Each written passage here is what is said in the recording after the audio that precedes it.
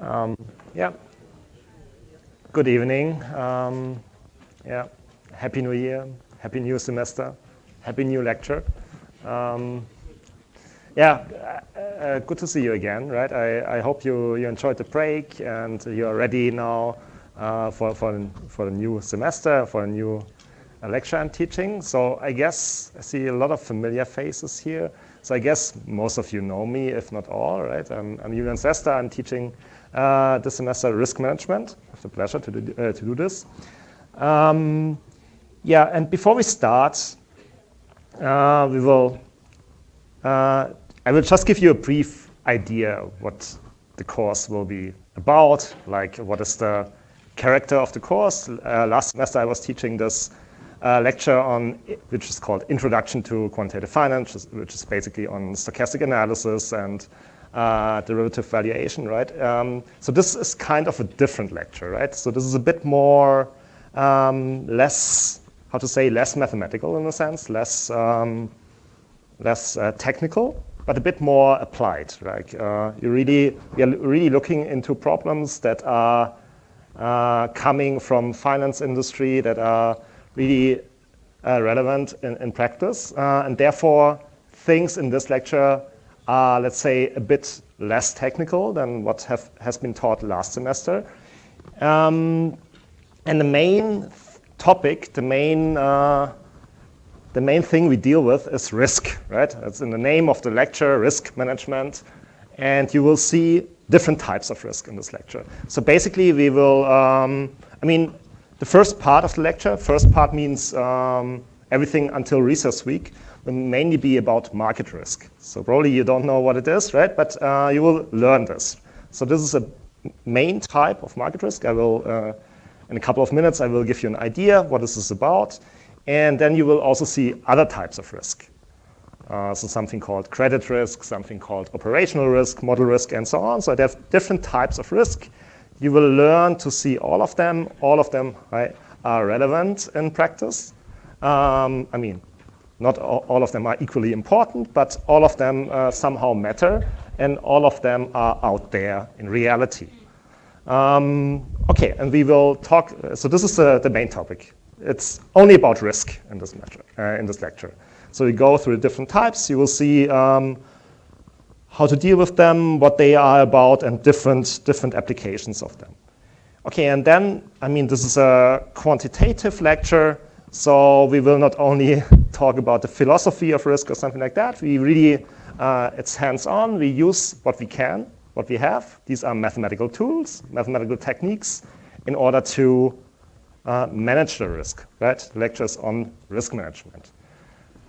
And then there's also the other side. There's not only us, but there's also the state that is looking at what we are doing, right? There are regulators, and we will also learn what are the principles, the standards for regulation of risk, so to say. So this means you cannot just do whatever you want, but there are really laws, there's regulation, they're basically governed by the state, imposed by the state, what you are supposed to do and what you are supposed not to do. That's called financial regulation. Okay, but these are the main topics of the course. So this is a bit more precise, concise overview of what I was talking about. The first 6 lectures, again, this is basically market risk. You see there are a couple of different topics. So we will talk about historical cases of where there was too much risk in the market, what happened, and so on, so that you can learn from real cases what can go wrong and how to deal with that. So for example, the credit crisis, or we will also talk about what happened like 2 years ago or 3 years ago, the Silicon Valley Bank and these kind of things. There's also a part on Greeks, which you might have seen already before, delta hedging, these kind of things. So this is also always to reduce the risk. There's interest rate risk, volatility. There are also tools to measure the risk itself called risk measures, and then to measure really the risk of portfolios. But this is the first part, the first bunch of the lecture. And then you see there will be 4 or 3.5 lectures on credit risk, and then we will talk about the other types of risk and a bit on regulation. So you will really see everything that is about risk in this lecture. Okay, and before we start slowly to talk about risk, we have to clarify a couple of things. So the structure of this lecture is kind of similar, so all the assessments and so on, to what you have seen in the last lecture I was teaching. So there are 3 home assignments. You can do them in groups. You can do them alone, whatever you prefer. If you do it in groups, then up to 3 students form one group. And I have already specified the due dates for the home assignments. So they're kind of spread over the semester. The first one in February. So this will be, I think, week 5 or week 6. So you will have more than 1 week time to solve the home assignment. There will be enough time.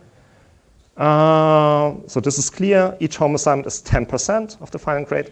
And on top of that, we will have quizzes, but not in-class quizzes, but rather online quizzes, more than as a kind of self-assessment, however you want to call this, right?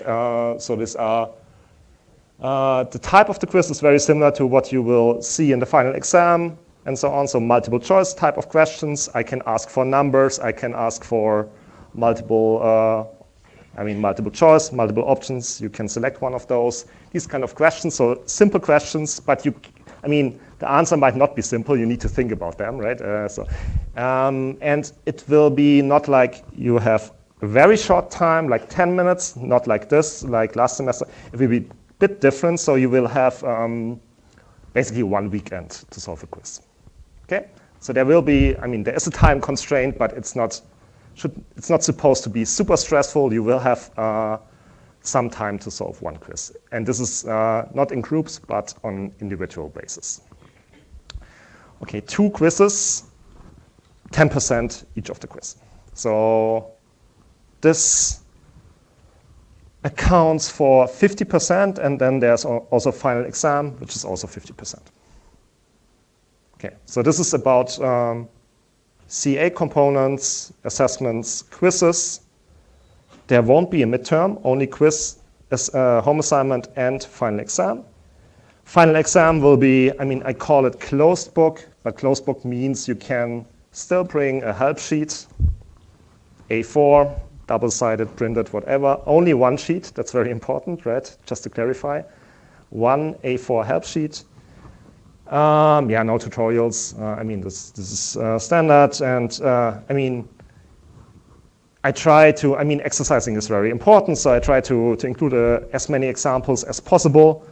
And also, I will provide exercises for you. On top of the home assignments, there will be, I call it, additional exercises, and I really advise you to solve them, right? Just to practice a bit at home. It's not difficult. It's just like just that you cannot practice something from just listening to me, from just watching videos or whatever. You really have to practice, right?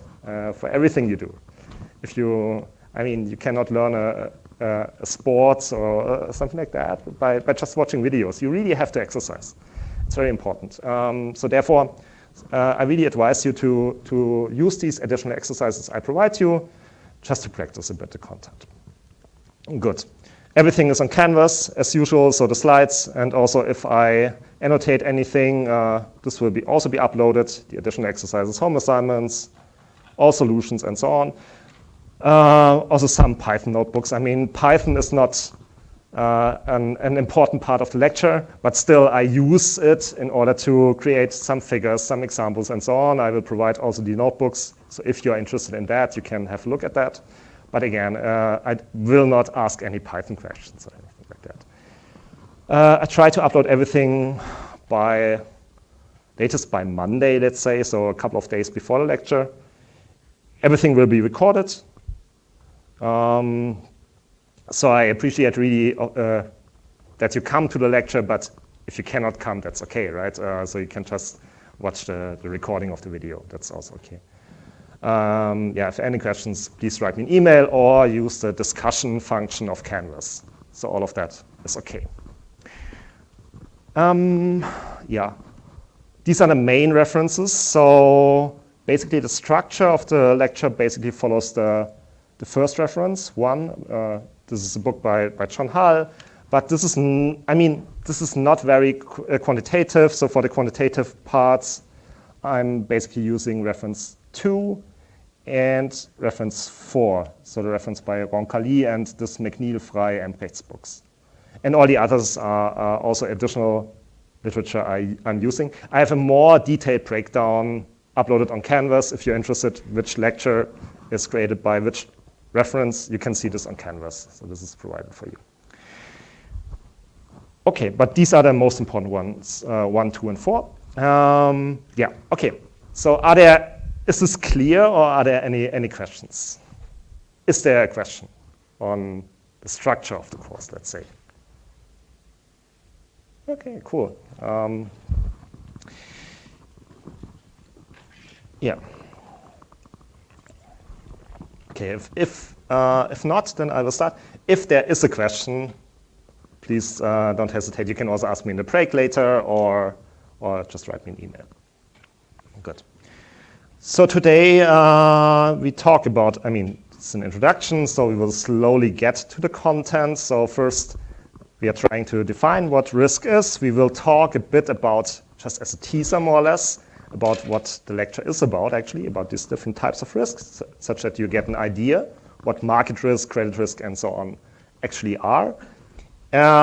We then talk about the first quantitative approach to measure risk and to take risk into account. And in the end, we also talk a bit about how actually to trade in the financial market in order to reduce risk. So these are the things we will approach today. Okay, so what is risk actually? I guess if I would ask you what is risk, I would get, 100 different definitions. It's not very clearly defined. It is clear that it is something rather bad, right? No one wants to have a lot of risk. And if you look this up in a dictionary, for example, the Oxford English Dictionary, it tells you as a hazard, so some danger, a chance of bad consequences, loss, or exposure to mischance. Okay, this is a bit blah blah, it doesn't tell you a lot, right? So, okay, we are still not much smarter after reading this. So what we do next, we ask ChatGPT. Standard approach, right? So ChatGPT tells us in risk management, finance, and decision theory, risk refers to uncertainty about outcomes where different realizations lead to different consequences, typically involving losses. Okay, so we see a couple of notions that are appearing in both definitions. It's clear that it's somehow something unwanted, right? So there is uncertainty. And typically, it has something to do with losses. So this means there's something bad consequences, also in the first definition, right? So we see there are bad consequences and something uncertain, something random. This means some adverse effects which are not really wanted. So if you want to think in this way. So this is our common understanding of risk. And now we try to approach this a bit more precisely. If we think of this mathematically, right? So this means there's something random, some randomness. But okay, let's look at an example. So if I have a stock which has a value of 100 today, S0 being 100. You're familiar with this notation, you know what it means. And then there are, say I'm in a binomial model, easy model, 2 outcomes in the future. It can go up, it can go down, right? This would be ST or this would be ST. Okay. So the risk here, if I'm invested in the stock, would not be that it goes up to 150, even though this is random, right? Even though that I don't know whether it will be 150 or not, the risk is really that I lose money. So that's the idea. So this is what we mean by adverse effect, what we mean by bad consequences, and so on. So we are talking really about this realization, which is unwanted in a sense. But this is risk. Okay, so here the last point, it tells you it's associated with a change, so that the random change in the value of the stock, ST, leads to, in the end, to an adverse outcome. Adverse means something that we don't want. Okay, and this just should give you an idea what we are talking about, and of course we will make this a bit more precise later, and we'll quantify risk. I mean, how risky is this binomial model? How risky is our position invested in the underlying asset, and so on? How can we reduce that, and so on? We want to use mathematical techniques in order to quantify this, in order to solve these problems. Okay, so that's what, on a very high level, the course is about. Okay, as I have mentioned earlier, these are the types of risks we are talking about: market risk, credit risk, operational risk, liquidity risk, model risk. These are the main types of risk. So I will devote at least one lecture to each of the types of risks. And there are many more other types of risks, which I briefly mentioned here, and there are even more. So something like, here I mention credit risk, right? So this, you will see this in 2 slides. This basically just means if I lend money to someone, there's the danger that I don't get my money back, okay? There's also counterparty credit risk, which just means that, which is more related to financial derivatives, for example. You know, if I buy a financial derivative from someone, but not directly borrow money, let's say, there's also the danger that I don't get whatever the claim is on, that I don't get my full money back in the end. And if it's related more to financial trading, financial derivative, then this is called counterparty credit risk. And credit risk rather is on directly lending and borrowing money. There is something like asset liability management risk, ALM risk is how it is called. We will also talk about this later. Reputational risk, if there are bad news about your company and so on. Valuation risk, determining the wrong value for derivatives, and so on and so on. Different types of risk. Okay, but for now, I just want to specify the first 5 types of risk and give you an idea, and then later we continue talking a bit more about market risk for today. Good. Market risk is like probably the first, or like the most straightforward type of risk you are initially thinking about when you think about risk in financial markets. So this would be the risk of, I mean, this is also the example I mentioned earlier, the risk of losses that you can suffer because of being invested in the financial market directly, right? This means you buy a stock, and then you hope that you will gain value, that you get a positive return, but you don't. You lose money because you're invested. That's market risk. Okay? The market doesn't behave in the way you hope it does. Okay, the formal definition would be the risk associated with financial loss arising as a result of exposure. So sensitivity, this means you are sensitive with respect to changes in the financial market. And here you see the first attachment point, how we can measure the risk, right? So we can just try to measure how sensitive, how exposed we are actually to the market.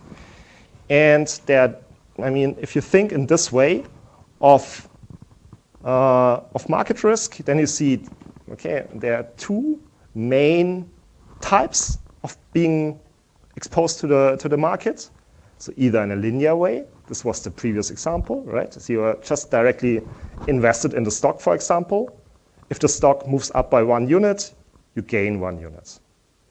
If it loses one unit, you also lose 1 unit. So it's a linear investment in the market. But this can also be in a nonlinear way, right? So if you are not directly invested in the stock, but in something that depends on the stock, can be, for example, we have seen that, right? A call option. You still gain value if the underlying stock moves up. But if the underlying stock moves up by 1 unit, you don't gain 1 unit of the underlying stock. Depending on, typically less, right? But depending on the derivative. This is a nonlinear risk in that way. So these are the main different types you can be exposed to the underlying market, but both are market risk in a sense. Okay, and this, I mean, I'm using the stock market as a prime example to explain things, but we will see later. This applies in a more or less the same way also to interest rates, to FX rates, so foreign exchange rates, if we talk about currencies, commodity, credit spreads, or I mean Bitcoin or whatever you can invest in, right? Whatever market we are talking about. This is not specific to the equity market. And what we will talk about in the very end, every financial institution is exposed to market risk in a certain sense. And because you can lose a lot of money because of being exposed to market risk, you need to hold a certain amount of buffer capital in order to not go bankrupt, right? And these rules, they are specified exactly by something called the Basel Committee, BCBS, and this is the part of regulation I was mentioning earlier. First we will, so the lecture is constructed in a way that we will first learn about all the types of risk, about all the risk measures, about what is sensible, what is a good way to measure risk, and then you will understand how the regulation rules are actually constructed based on these techniques. This is something we will talk about in the very end, how market risk is actually being controlled by the state. Okay, this is market risk, and the next part would be credit risk. Credit risk really means that you lend money to a counterparty and you don't get the entire amount back. This is credit risk. So an example would be that you, so here the definition first. So the definition would be that the counterparty is unable to make the payment full. Typically, you don't lose all the money. Typically, you get something back, but you don't get everything back. Because, I mean, if a company goes into default, there's still value in the company, and you get some recovery rate of your money back, but not everything. And this is exactly credit risk. So typically, like what the procedure would be is that you have a loan, and then the counterparty is not able to pay back the loan, so you extend the loan, hoping that it gets better over time. It doesn't get better, and then there's a default. And there's also the second quality, so to say, or the second type of credit risk would be second degree of complexity in this field would be that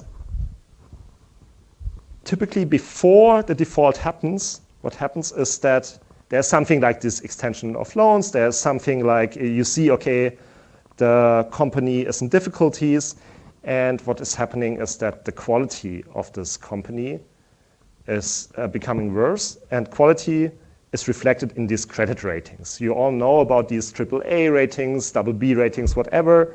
So before a default happens, there's a deterioration in the credit quality, and this is also reflected in the corresponding value of whatever we are talking about, a bond, derivative, or something like that, related to the counterparty. So this happens typically before a default. Again, here are there are rules on, credit risk is huge, right? This is the largest amount, is much larger than market risk typically. And And there are strict rules on how much money you need to hold in order to be equipped against this type of risk. And this was actually the first part that was being regulated by when regulation started like 30, 40 years ago. So it was all about credit risk because, I mean, you know, there's are these types of contagion effects. If companies default, then you lose money because of that. Then you cannot pay back your own loans and so on. So there's some contagion. This is called systemic risk, and this is what regulators try to avoid. Okay, there's also operational risk. Also actually a quite big risk in financial markets, which just means that because of, I mean, here it says because of failed or inadequate internal processes, systems, people, or external events. So it actually just means that something goes wrong within the company or because of external influences. Example would be the typical fat finger. This means there's some employee in the company who transfers the wrong amount of money to another company. And I mean, you can unwind this, but typically you have to pay interest on that or something. You lose money because of that, right? So these are called settlement failures. This happens by accident, but there are also losses of money which happen not by accident. So there can also be fraud, right? A lot of these things happen actually, a lot. And there are huge, huge losses in the real world because of these types of operational risk losses. Again, there's regulation on that by the Basel Committee. And in Singapore, this would be the MAS, who's actually implementing these standards. We will learn later about how exactly this looks like. Liquidity risk means, I mean, actually, I mean, you can look at some company who has a large value, actually, but the value does not directly correspond to cash, right? So this means if, for example, you are unable to convert your assets into cash because you simply don't find anyone who wants to sell, who wants to buy your stocks, right? If we're talking about stocks. Stocks can have different degrees of liquidity, and you can have trouble to find buyers for your stocks. Then you have theoretically maybe a large value. Your stocks can have a large theoretical value, but if you don't find someone who gives you money for that, actual cash, then you can have troubles because you cannot convert your positions into cash. So this means the theoretical value does not correspond to the actual value because actually you need to subtract something we call a liquidity premium for that. Because actually you can only sell it at a much lower price, and this is called liquidity risk. But if you need to, I mean, we didn't talk about this, for example, in the last lecture. We always were assuming that stocks can be sold and being bought at the same price. Everything is completely friction-free, how we say, but this is not true in practice, right? In practice, it's very different. In practice, it can be that you have troubles to find buyers for your assets. And this is called liquidity risk. And there's also a second type of liquidity risk, which is called funding risk. In the same way, typically when you want to borrow money in order to pay your loans, and you don't find someone who wants to lend you money. This is called funding risk in the same way. So if you want to have cash, but you don't find someone who gives you cash, so to say. This is called funding risk. So everything is about converting assets into cash and vice versa, actually. And how, I mean, again, there are regulation rules and so on. So just to give you an idea, they are all about holding enough liquid assets or directly cash in order to being able to fulfill your obligations when they become due, actually. Good. So these are actually the main types, so the biggest parts. in terms of quantity. And there are also other important types of risk. One of them is model risk. So model risk takes into account the use of possibly a wrong model, let's say. So in the last lecture, we were talking a lot about Black-Scholes, right? So I was always assuming a Black-Scholes model. But, I mean, you all might have heard of the Black-Scholes model being not the perfect model for everything, right? For example, when you believe in a Black-Scholes model, then you believe in returns being normally distributed. And this is completely wrong when it comes to measure extreme events. For example, we're talking about the financial crisis of 2008, GFC. And the returns that have been realized in that crisis are completely unlikely in the Black-Scholes model. So you can, I didn't put it here on the slides, but if you want to measure the probabilities, they are absurdly small. So they cannot be captured by a Black-Scholes model. So if you use a Black-Scholes model for anything, and then there comes a financial crisis, you are using completely the wrong model. You cannot calibrate, nothing like that. It's just completely wrong. This is one example, but there are many more. So this is not only about distributions, but you can also, for example, not use a Black-Scholes model, of course, for different asset classes, let's say, right? So if we are talking about interest rates, for example, and you start your internship, and they tell you, okay, please come up with a value for an interest rate derivative, and you tell them, okay, I've learned in an introduction to quantitative finance everything about the Black-Scholes model. I apply the Black-Scholes model for the valuation of the interest rate derivative. This would be completely wrong, right? And the reason for that is interest rates, I mean, you might have heard about that. They can become negative. Black-Scholes model never can become negative, right? So these are, you see directly from this example that this is a misspecified model for this asset class. Typically, there are also other features of interest rates which are not captured in the Black-Scholes model. So they are typically fluctuating about a constant long-term mean, something like that, which is not the case in the Black-Scholes model. There's no drift for interest rates, no positive drift, nothing like that, right? So you need other models for that, and so on. So this is just an example to explain you on a high level what it means to use a wrong model. And typically, so what I'm trying to tell you is there's unfortunately, no universal model that can be used for everything. There's no perfect model. The Black-Scholes model might be good if you want to price a call option and, or these simple kind of tasks. Then it's perfectly fine. Or if you want to make assertions on implied volatility, these kind of things, all that is perfectly fine. But if it comes to other tasks like interest rates, modeling, interest rate derivative valuation, or credit risk, we will also talk about credit risk models and so on later, then don't use a Black-Scholes model, for example. And the second point is typically when you want to evaluate derivatives, there's a maturity associated. Typically, there's something like a strike. There are other features of the option. And importantly, there's a maturity. And you should not use the same model necessarily for all maturities.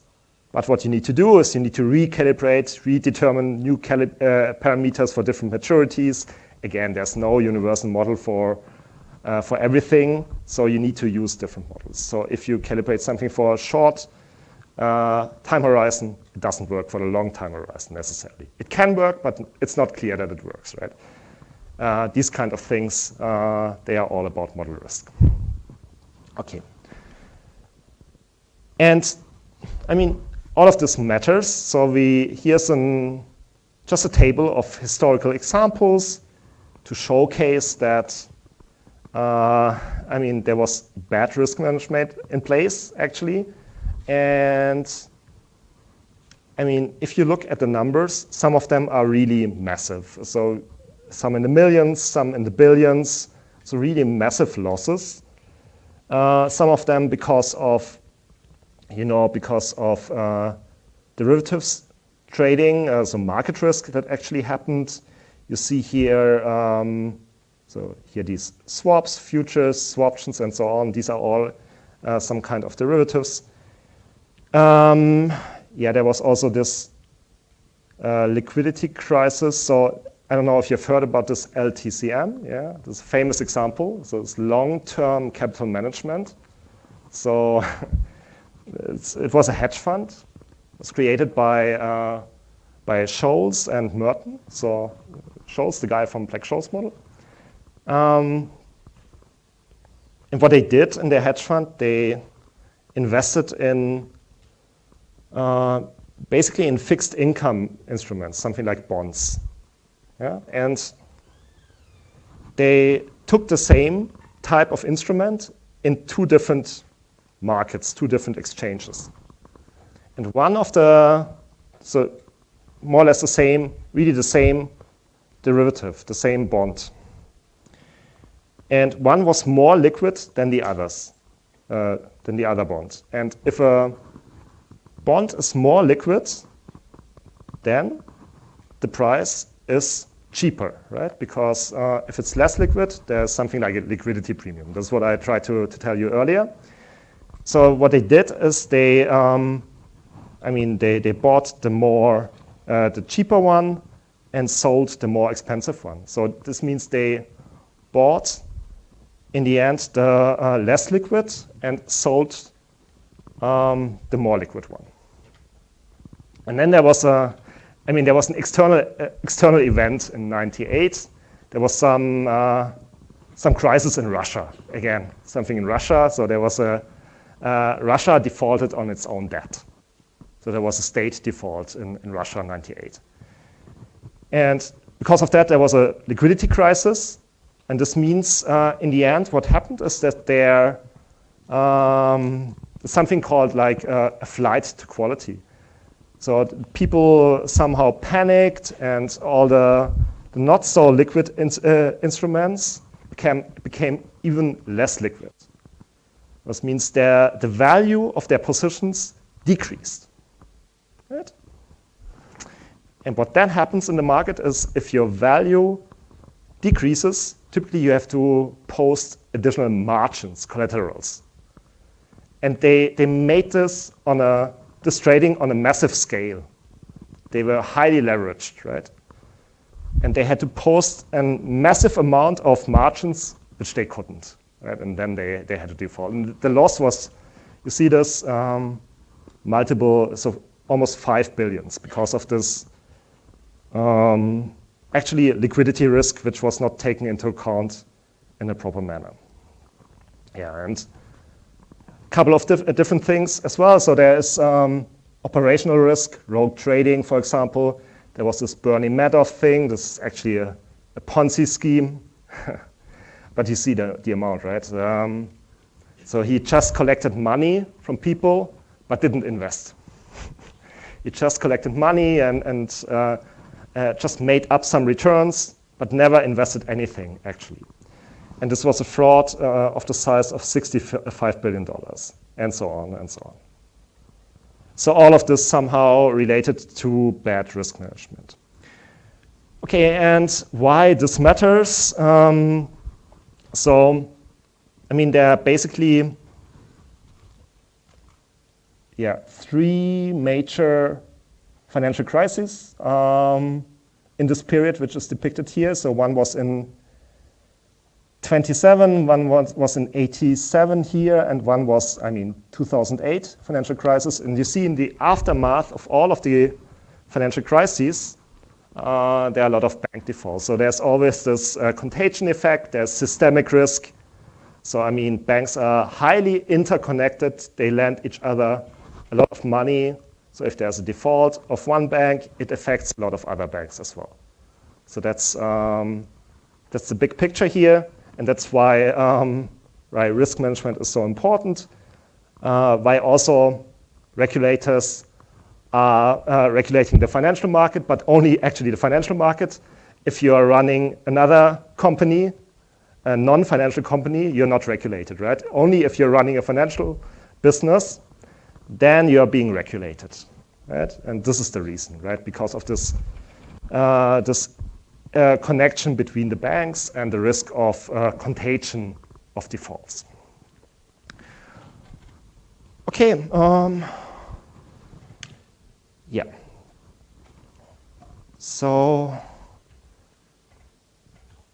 yeah, maybe let's just do a short break, 5 to 10 minutes, and then we can continue with the second topic.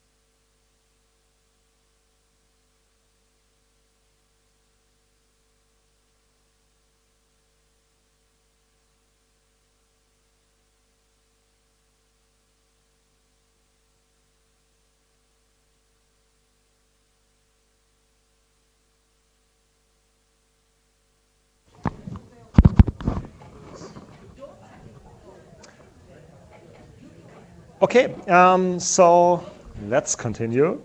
Good. So this was just like an introduction, and now you know a bit about the different things we will talk about, but really everything on a very high level. So this means the next thing we try to do is to make things a bit more precise. So in particular, we want to think about what risk actually is and how we can formulate this in a mathematical way.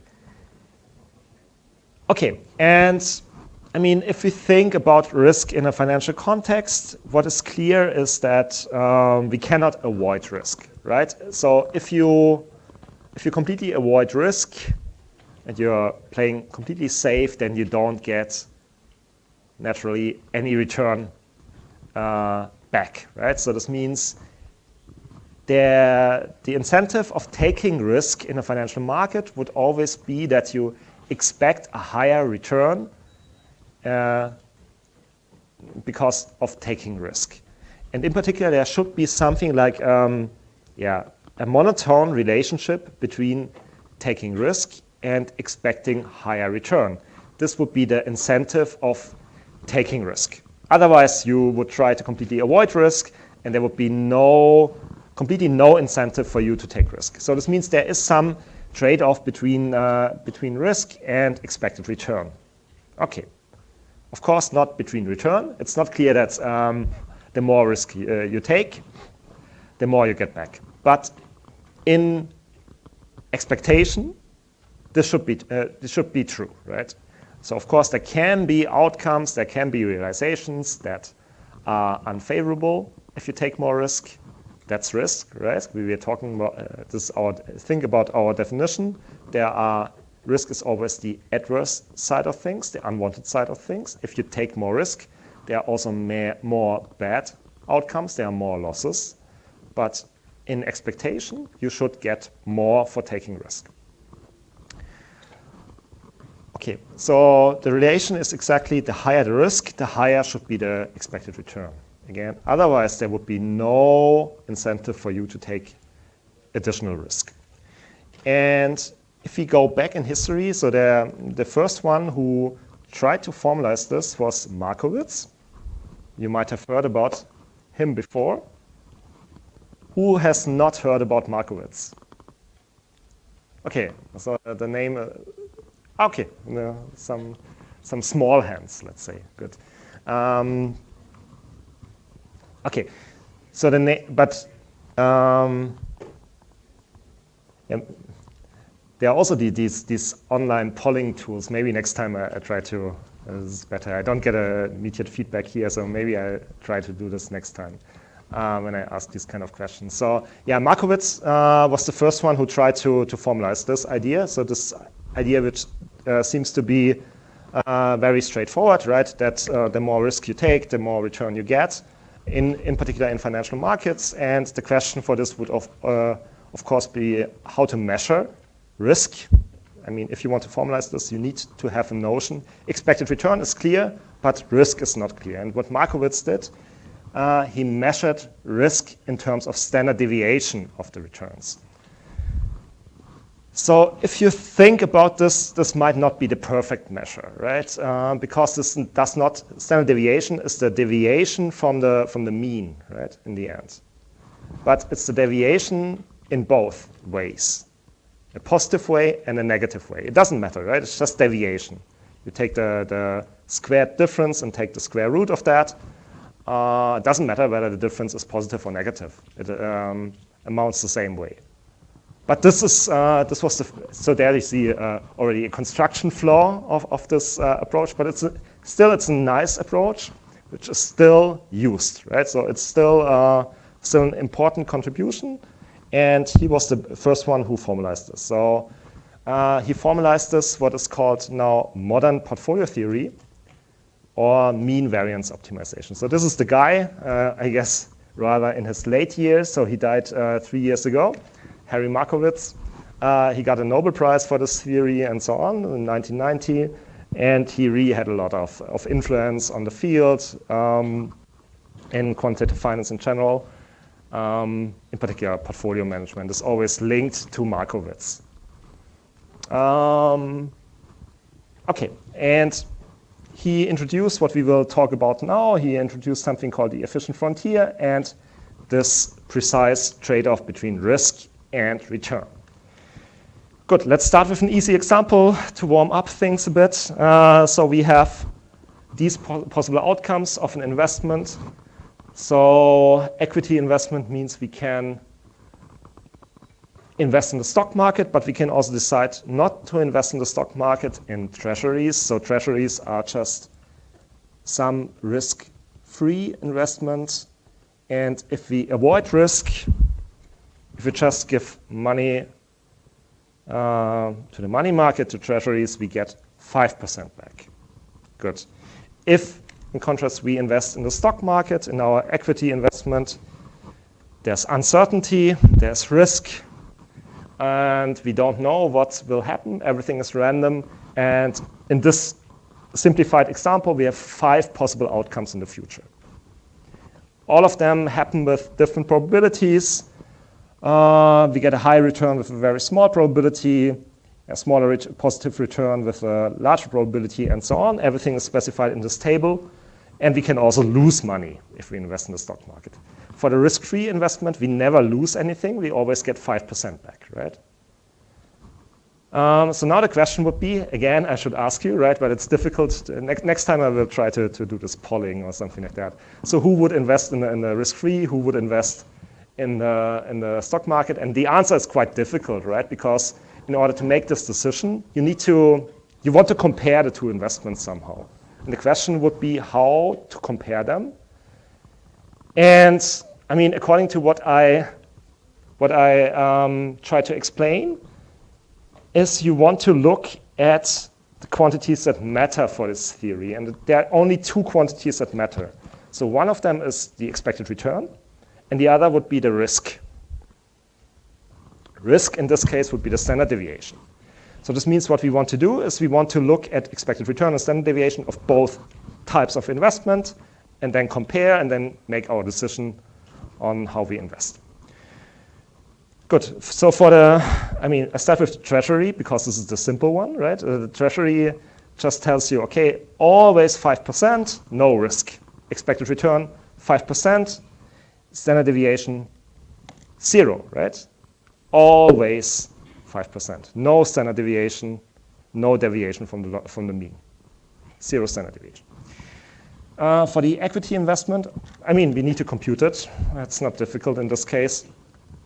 I mean, what you would do is you just look at the probabilities, at the returns, and compute the weighted sum. So it would be something like the sum from, in this case, we have 5 different outcomes from 1 to 5. Probability of, let's say, outcome 1 to outcome 5, so outcome I times return in the corresponding scenario. And then you get, if you do the calculation, you get 10%. It's just a weighted sum. And for the standard deviation, you do it similarly, right?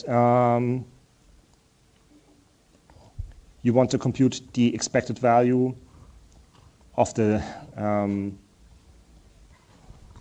deviation from the mean, of the squared deviation from the mean, and the square root of that. So what you compute, again, is the expected value. And then you compute just the deviation from the mean and then take the square root. So everything power 1/2. And if you do that, you get this number 18.97%. Good. And now, I mean, still you don't know what to do, right? You have the numbers here. And now it really depends on your preference, right? So this means if you want to have a higher expected return, you can have that, but you need to invest in the stock for that. If you say, okay, 5% are not enough, I want to have more, you need to invest in the stock. if you're saying, I want to not take the whole risk of the stocks, or if you say standard deviation of almost 19% is too much for me, so what could you do is you could mix the two investments, right? You could reduce the standard deviation by investing a part in the treasury and a part in the stock. And that's basically the idea. So it depends really on how much risk you want to take and what is your expectation also in terms of return. So you need to fix one of those and then optimize with respect to the other quantity. Right? So you could either say, okay, I want to have an expected return of, let's say, 7%, and then look for the minimal standard deviation. Or you could say, okay, I don't want to take more risk than 10% in terms of standard deviation, and then look at the largest return that is possible. So that's basically the idea. Okay, and this is something Markowitz was trying to formalize. So let's try to approach this in a more general way. It's still only two assets. Of course, we can make this more general, but it's not necessary. It completely shows the principle. So we have two assets, and they are random in this case. Of course, if a random asset doesn't have any standard deviation, we are in the case of before, which is risk-free. But we are just talking about two random assets here. Expected returns are mu1 and mu2, so this means the expected return 1 would be, just to clarify notation, mu1 is the expected return of the first asset, and mu2 is the expected return of the second asset. Good. Standard deviation in the same way, right? So sigma 1 would be just standard deviation, so square root of the variance of the corresponding returns. These are the quantities that matter here for our decisions. And then we are talking about, we possess today a specific amount of money, and we are interested in investing this amount of money. And we are now talking about like the proportion we invest. So we think of weights, so W1 and W2. So this means these weights, they are just some numbers between 0 and 1, and just specifying what percentage of our money we invest in asset 1 and asset 2 respectively. Good.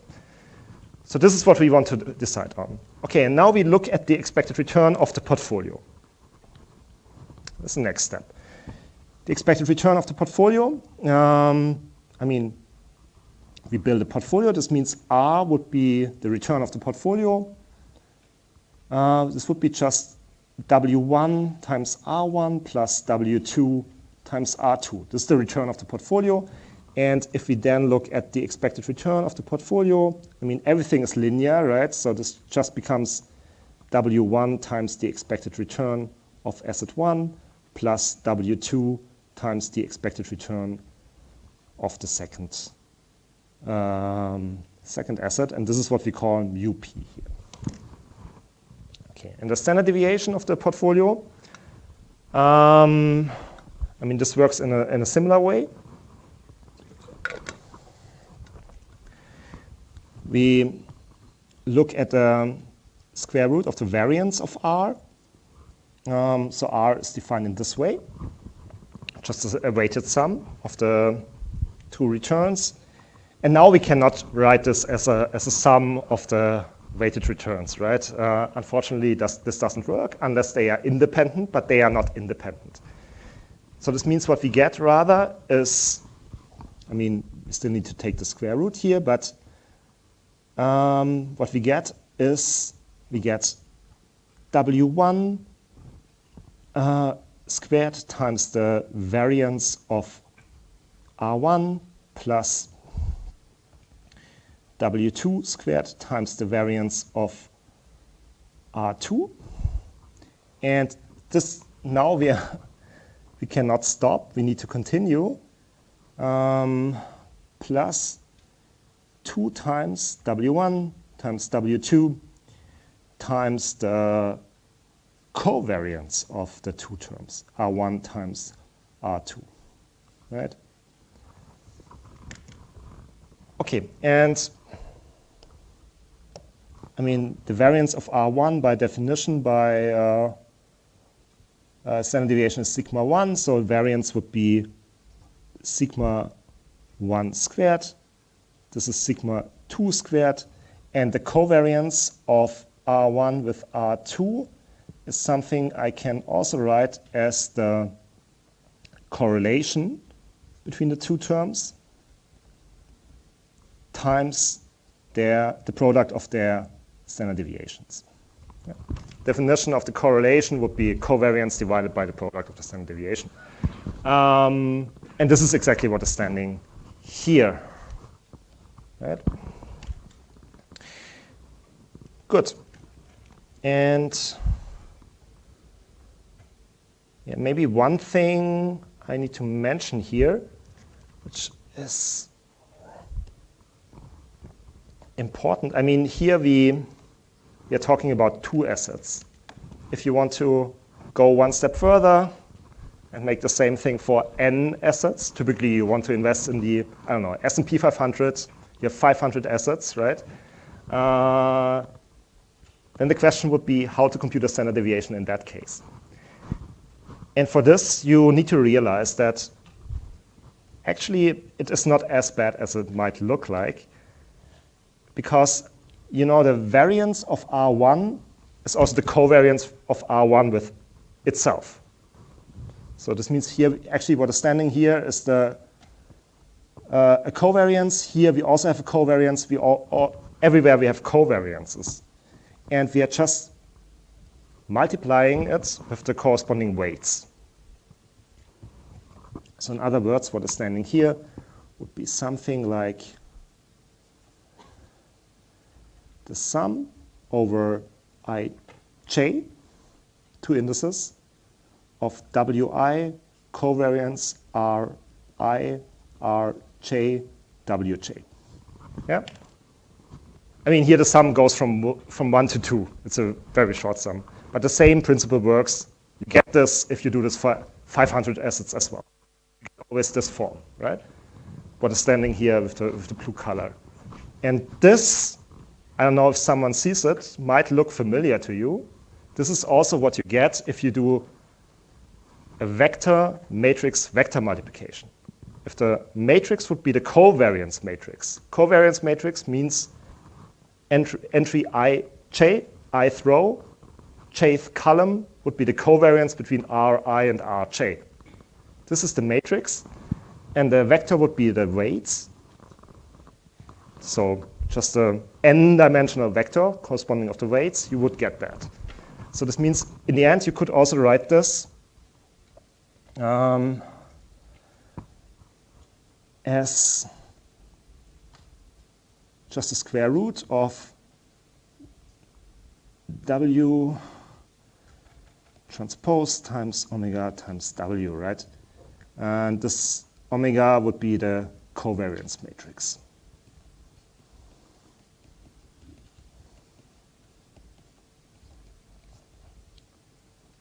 Ij, right? So this is what you would get in n dimensions. Okay. So this is how you compute the standard deviation. Good. So, but we just do it now in 2 dimensions. But if you extend it to n dimensions, you would get that. And now the idea would be to mix the two investments, because it might be that exactly as mentioned, you don't want to have the precise standard deviation of one of the investments, but something in between, something larger, something smaller, and similar for the expected return. So we just show this in this specific example. So we have 2 assets. One of them would be 10% expected return, the other 15, standard deviations of 16 and 24%, correlation of 24%. Okay, now what we want to do is to mix them. So W1 would be the weight invested in the first investment. W2 correspondingly would just be 1 minus W1, right? We directly get this. So we only need to specify W1. and we see if we invest everything in the first asset, I mean, we land here, right? This is something like 10% expected return and 15% standard deviation. This is this dot here. And now we start gradually to decrease the weight, invest more in asset 2. And what happens in this diagram is we move in a northwestern direction, right? This means we decrease the standard deviation, increase the expected return. That's perfect. That's perfect, right? So this means moving really in this direction is perfect. So this is really diversification effect. Up to this point here, roughly. And then from this point on, it depends on what our preference is. So if we say, okay, we want to have more expected return than what are we getting here? Something like, I don't know, 9%. Then we need to take more risk, and we can increase the expected return. Right? For example, if we want to have something like 13% expected return, we would have to invest half of our money into the first and half of our money into the second asset. So this really depends on what you fix. So you try to find that allocation of our money that increases or either the expected return as much as possible for a given level of standard deviation, or finds the smallest standard deviation, the smallest acceptable standard deviation for a given level of expected return. So this was the example I just mentioned. Given level of expected return would be something like here, 13%, and you just only move as right as you have to, right? So this is the smallest standard deviation you have. So this is diversification. And how much you can diversify depends. I mean, I was just assuming here something like 25%, but this matters a lot, right? If you assume different correlations, you get different pictures. I will explain this also in a second why this is the case, but you see, for example, directly if, here if rho is 1, this means we have two assets which are perfectly correlated.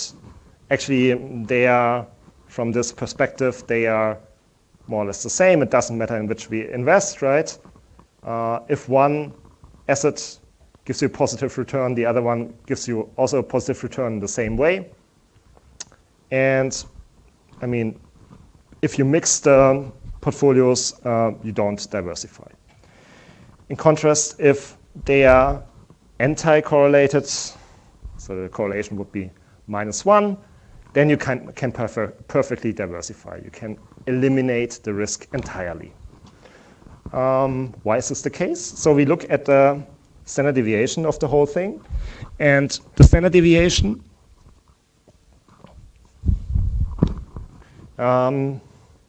is what we have computed here, the sigma p, right? Okay, and now I want to vary this parameter rho.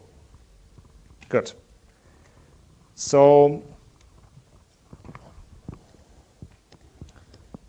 sigma p, just write it down again. So this would be W1 squared, sigma 1 squared, plus W2 squared, sigma 2 squared, plus, and now we have the 2 rho W1, W2, sigma 1, sigma 2. And what is this in the first case? I just discussed the extreme cases, so rho being -1 and rho being +1. So if rho is +1, okay, then you look at the square root, and you see you can apply the binomial formula under the square root. What you get is the square root of something squared, which is always positive, because W1 times is a weight, sigma 1 is a standard deviation, both are positive, right? You just get W1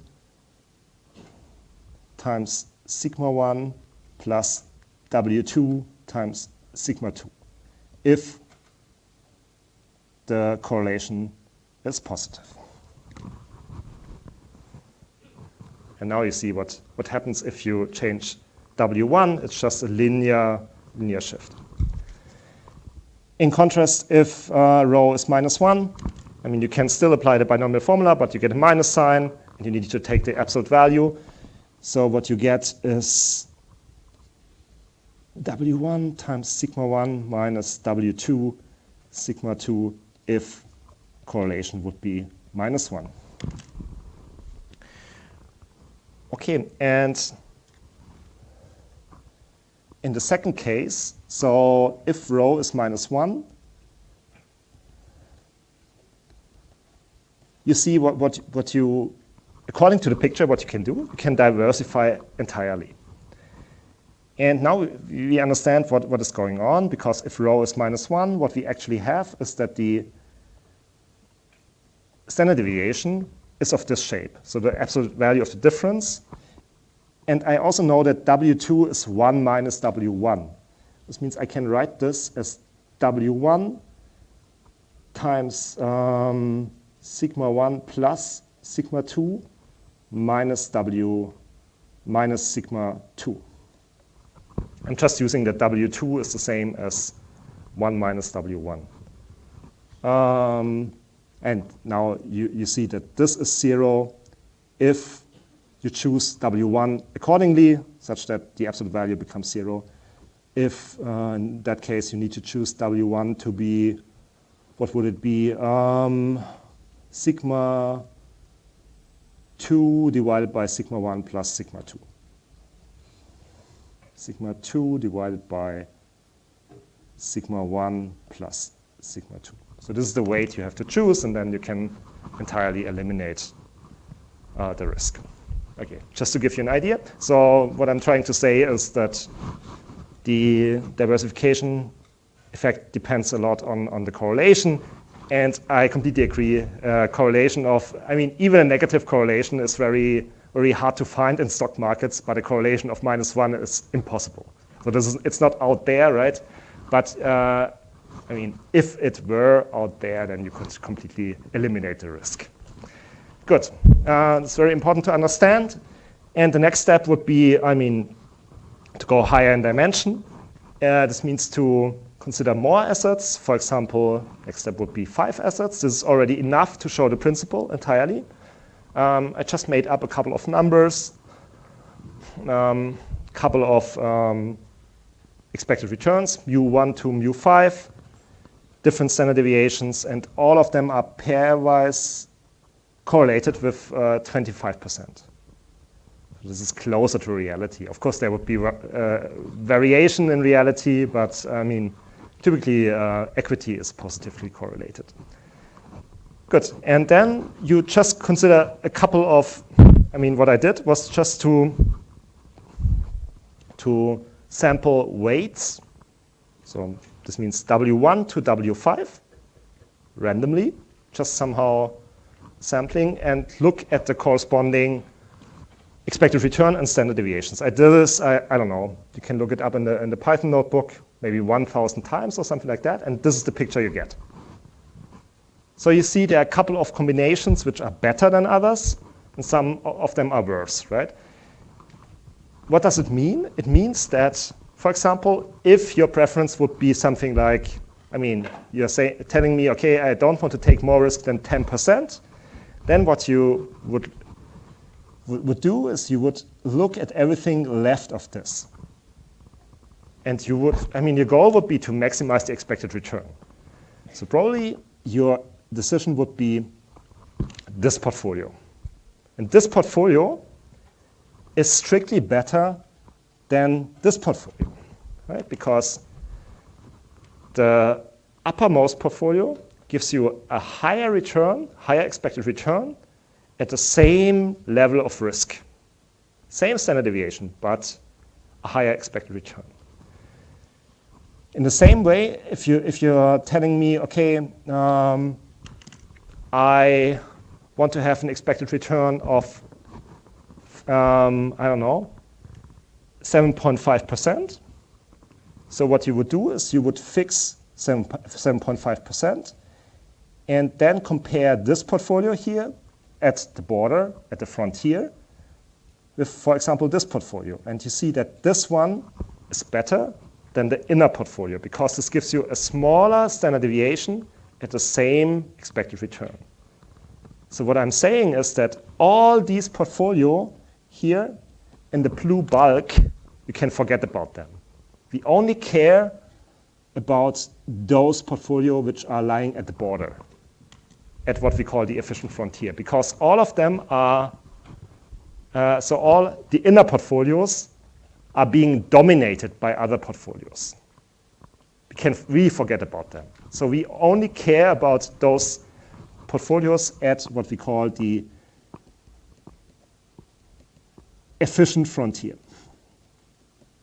So these are the efficient combinations, and which one you choose depends really on your risk preference. So how much expected return you want, how much standard deviation you can tolerate.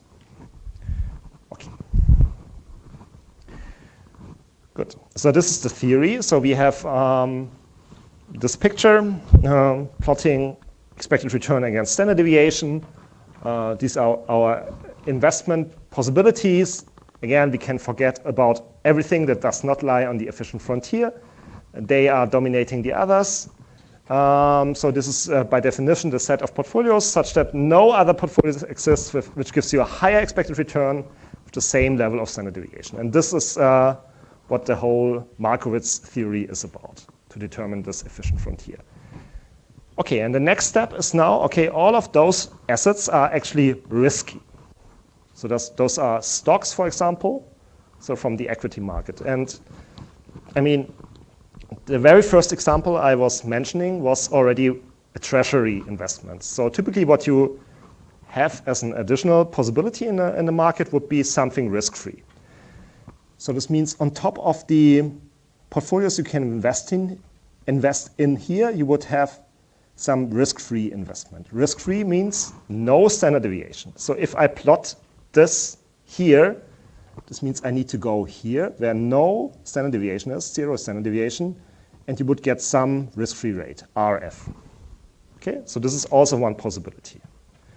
And now you can invest in some portfolio on the efficient frontier and in the risk-free rate if you want. You can mix, right? You do what we did on the previous slide, and on top of that, you invest in RF here. So what you would get is you, let's say we invest lambda in RF, and then you would get an expected return of, or if we invest 1 minus lambda in RF, you would get 1 minus lambda times RF. There is no uncertainty, right? So expected return being the return. 1 minus lambda times RF plus lambda times the expected return from the portfolio on the efficient frontier. I call this RM. Okay, again, what I'm doing is I'm mixing an investment in the portfolio of the efficient frontier. The return would be RM and some part in the risk-free rate, 1 minus lambda. Okay, lambda typically is some number between 0 and 1, just some portion of our money. What would be the standard deviation?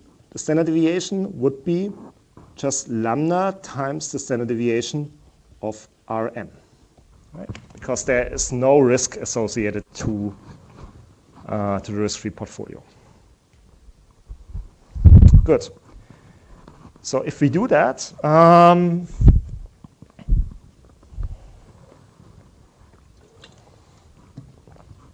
mean, the question would be which portfolio we invest in, right?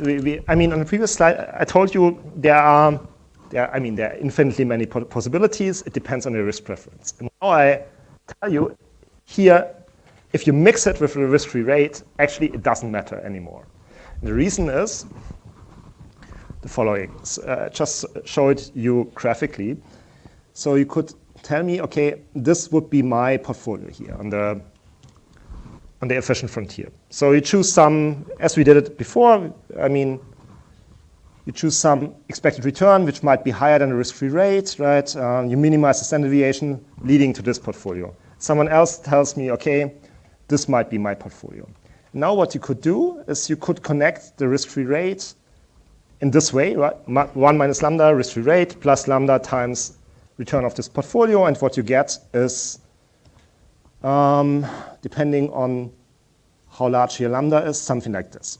So here would correspond to lambda being 0, and here corresponds to lambda being 1, right? Or you could invest in this way, right? But in this way, you see that this investment is always better than this investment, right? I mean, you can get some, so the upper green line is always better than the lower green line. And if you follow this principle, this will lead to the approach to try to find a portfolio that just touches the efficient frontier. This is called a tangent portfolio. Okay, so what you will look at is, this is called RM. So I didn't choose this by accident, so this is called a market portfolio. So this is the return of the market portfolio.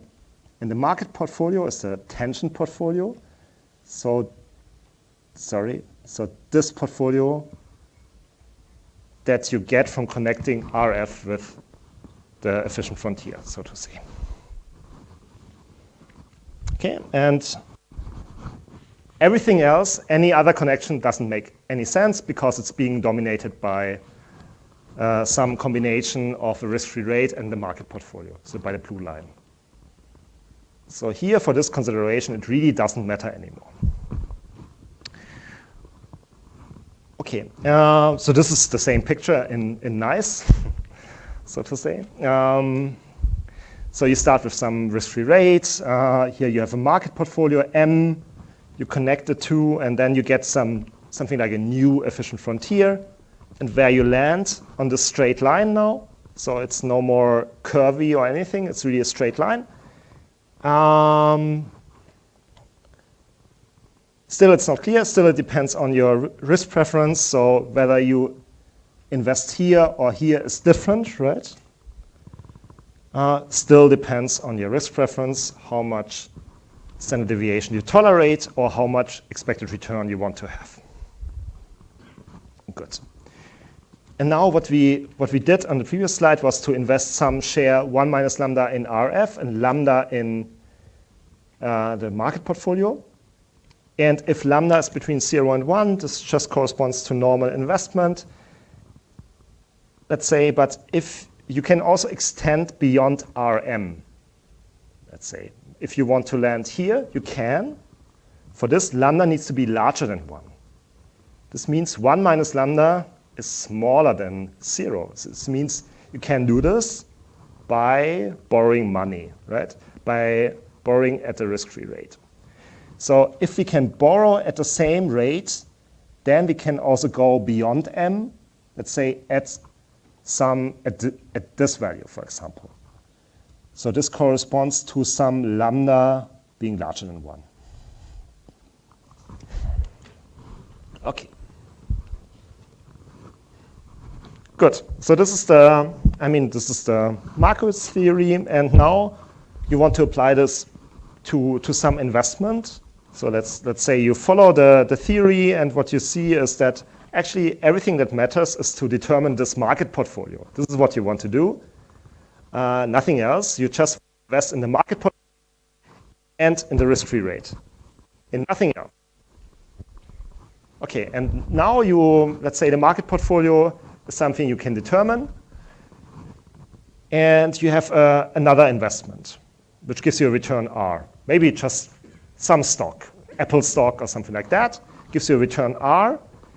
And what you can do is now you can do some linear regression on the stock return and the market portfolio return to determine how they are actually correlated.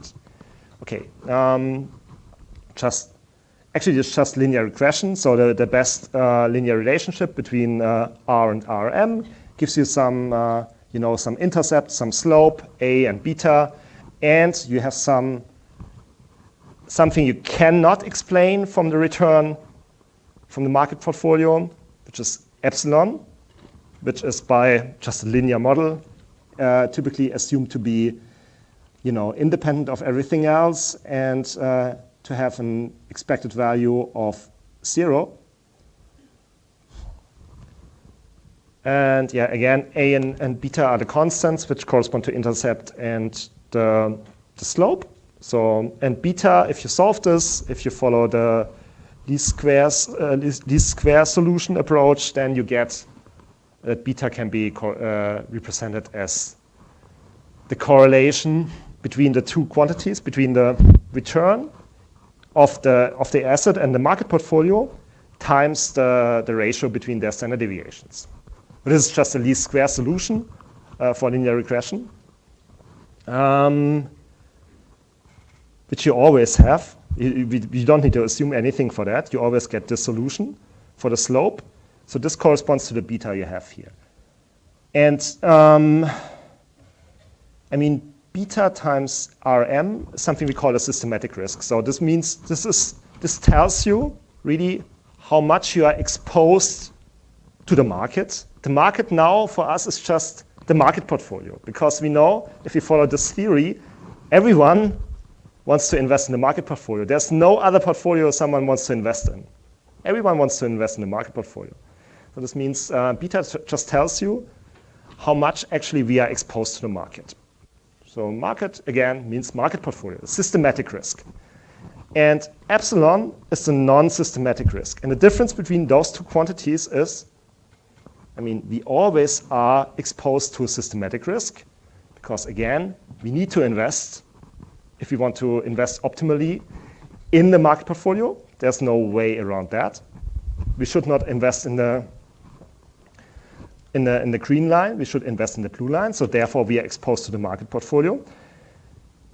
On the other hand, the epsilon is something we don't need to have.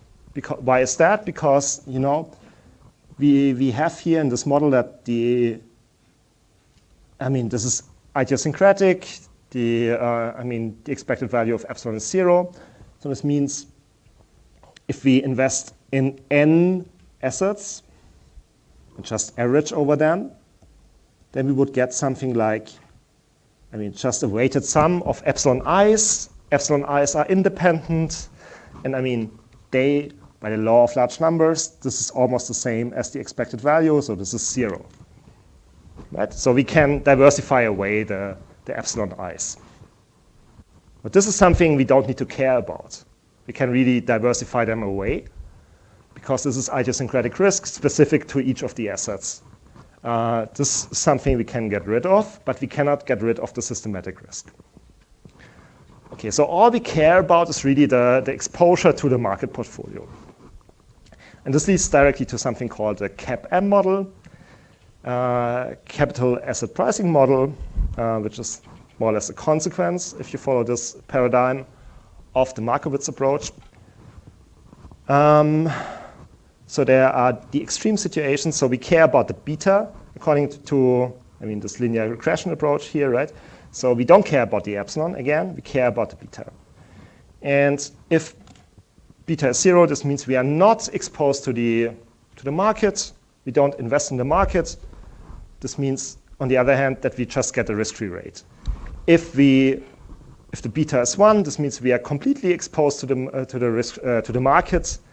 We are actually just investing in the market portfolio. So these are the two cases, and in between we are interpolating. This means the expected return is just the risk-free rate plus beta times the outperformance or the expected outperformance of the risk-free rate of the market portfolio. And you see, if you plug in beta being 0, you just get a risk-free rate.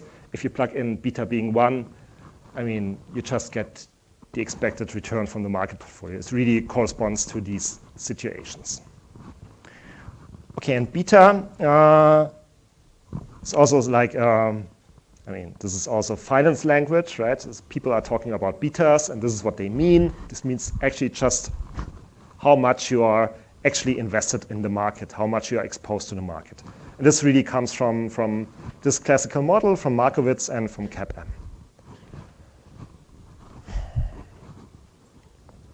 Okay, and now, I mean, this is a very, very nice model and so on, but only, of course, if you believe in all the assumptions that have been made, and there have been made a lot of assumptions which are not true in practice. We can just see that, I mean, if the theory would be true, then this just means that everyone wants to hold exactly the same portfolio, RM. Everyone wants to hold the market portfolio. But this means everyone wants to buy the same assets. There's no one selling you any assets. That's clearly not true in practice, right? So there must be something wrong with this theory. And what is wrong with it? I mean, there are a lot of simplified assumptions. So, I mean, it starts already with the notion of risk and expected return. So the theory assumes that anything else doesn't matter, right? It only is about expected return and standard deviation. And probably you are also invested in the financial market, and you didn't invest according to this theory, right? So, I mean, you see, according to that, there must be something wrong with that. So there are also investors who don't care about this trade-off, at least not exactly in this way. Standard deviation also might be not the perfect. So there are a lot of extensions of this approach, which is really can be considered as something like a basic idea, basic formalization of the whole thing. But clearly you could replace the notion of risk by something else, right?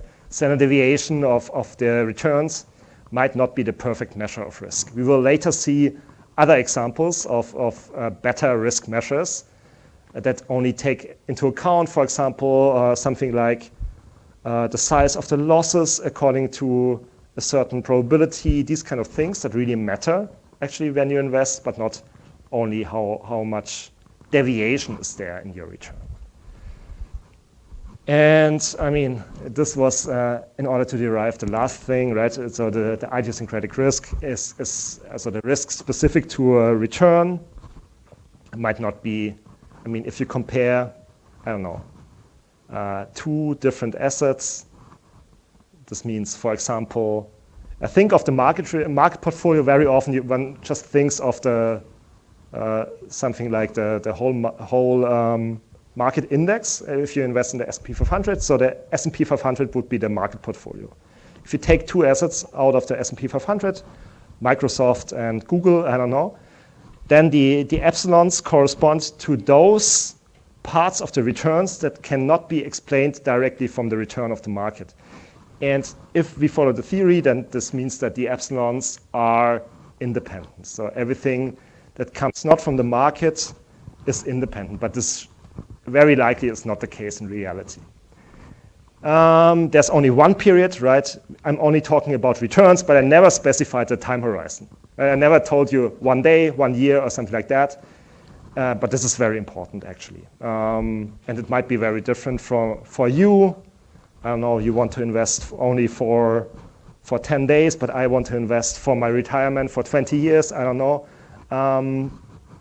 Very different returns we are looking at, very different estimations of the parameters also, like the mu's and sigmas that matter for the investment decision might be very different, independence of the time period.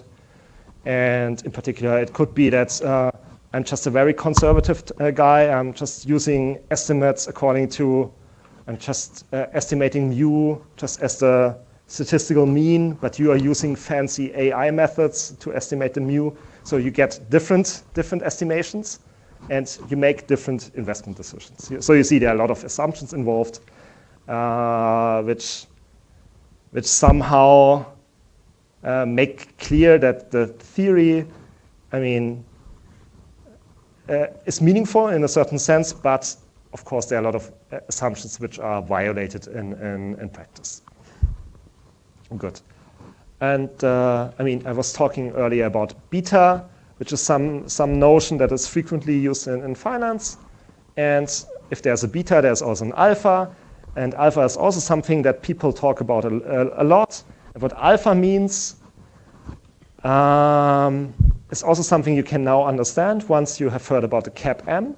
So in cap M, what we assume is that the expected return is explained by this equation, right? Expected return is the risk-free return plus beta, here's the beta again, times the something like the difference between the expected market return and the risk-free rate. And now what you do is this is what cap M predicts, and now you really look at the realized return, maybe over 1 year, let's say, and not the expected return. And then you look at, I mean, if this equation is true, and you just forget about the expected values, then the difference should be 0. And now alpha is just looking at this difference between left-hand side and right-hand side that has been realized. So, and if alpha is positive, this means you have outperformed the prediction of cap M, so to say. So alpha tells you how much you outperform what the model predicts. So here, to clarify, so RP would be the realized portfolio return.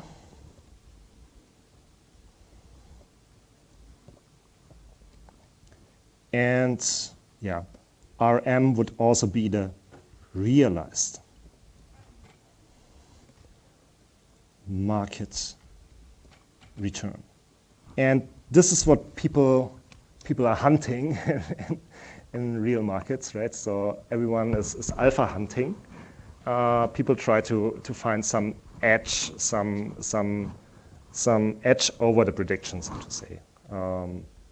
So try to have positive alphas is the goal for a lot of hedge funds, let's say. Okay, good. At this point, we can make another 5 to 10 minute break.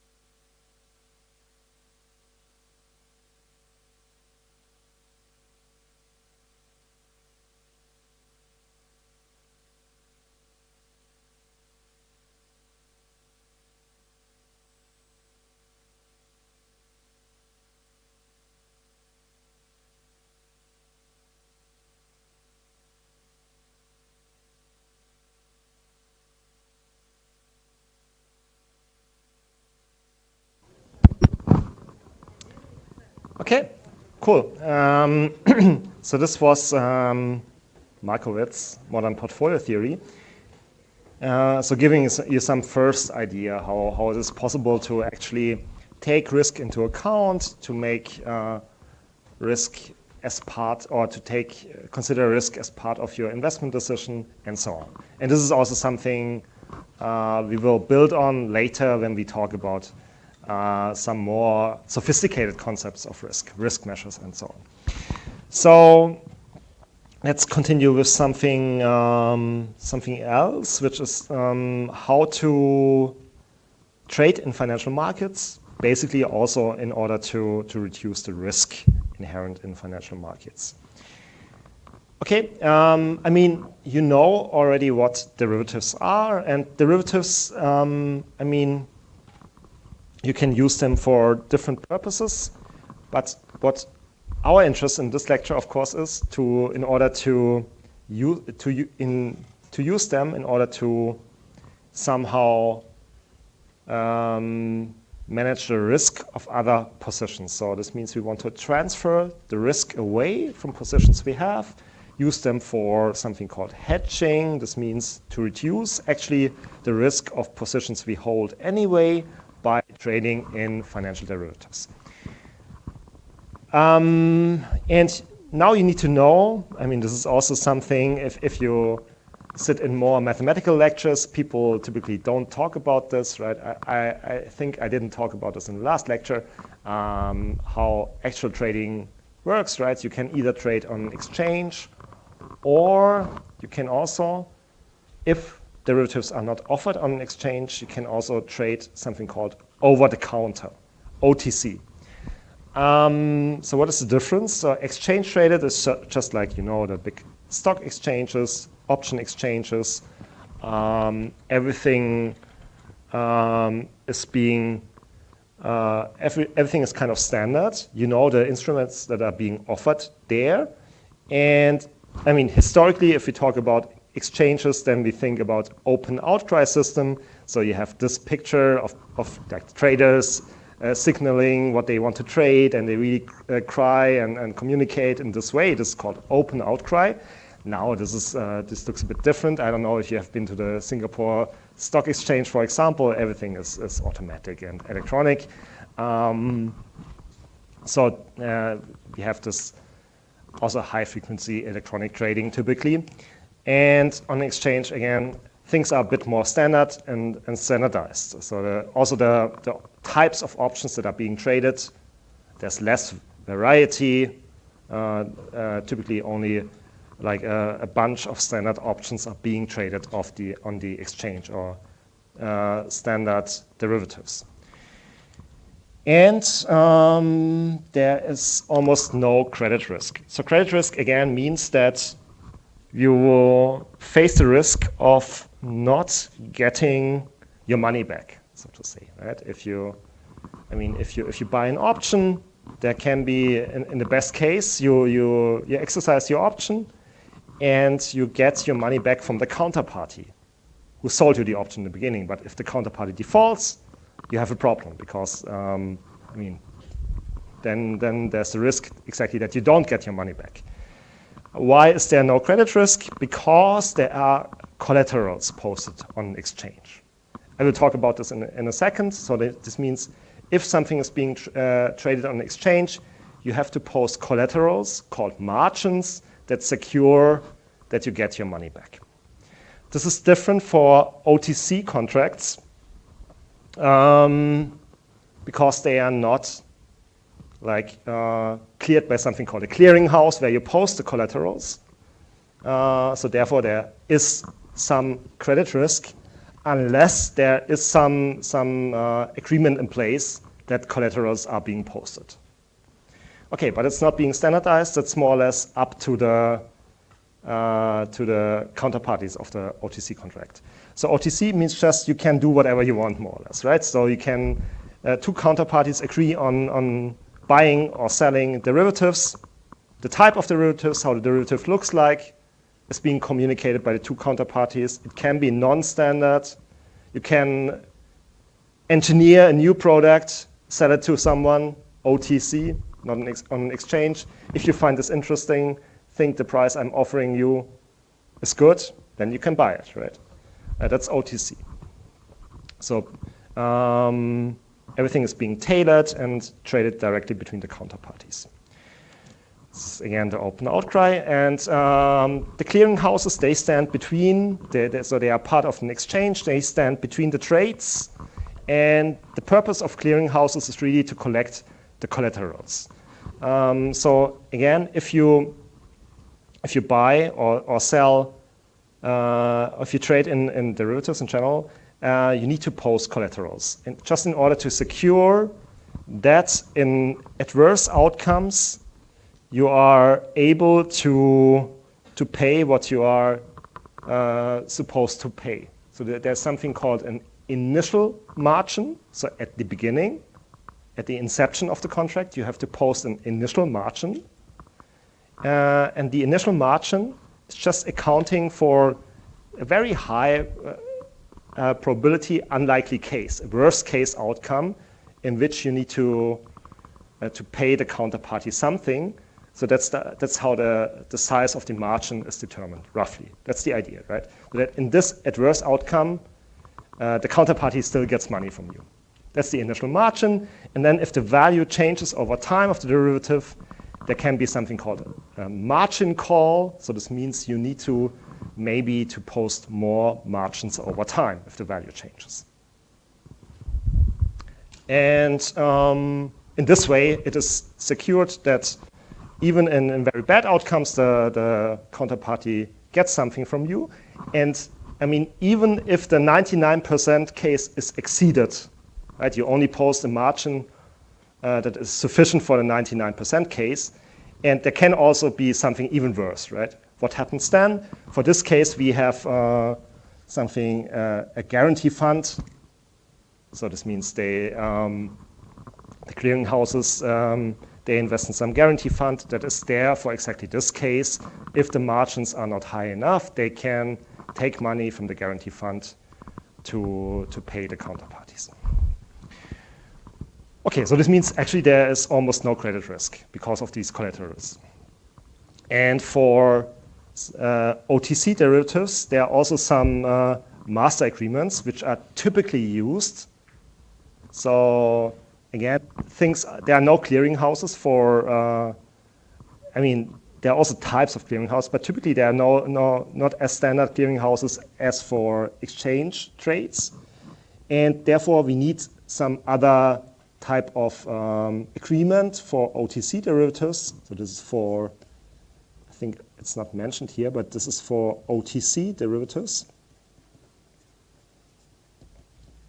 There are these master agreements, and they exactly specify what happens in certain situations, so how transactions are cleared.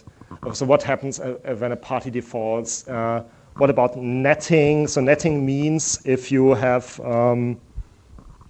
let's say, two positions with a counterparty, one has a positive value of $100, and the other one has minus $100,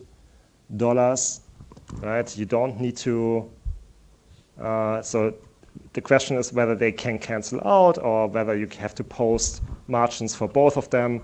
So if netting is in place, they just can cancel out. So you don't have to post margins. So this makes sense and reduces the margins you have to post.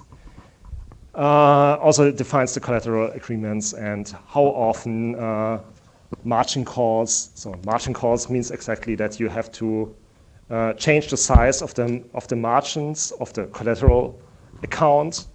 How often this has to be changed. How often the value of your positions is evaluated and the margin size, the collateral size being determined. So whether daily or monthly or something like that. So everything, so for different types of derivatives, swaps, or like typically traded derivatives, there are these master agreements. You can really look them up if you're interested how they look like. I mean, a lot of pages and so on, but I mean, if you want to see something like that, just Google ISDA swap or something like that, and you will see the details. Okay,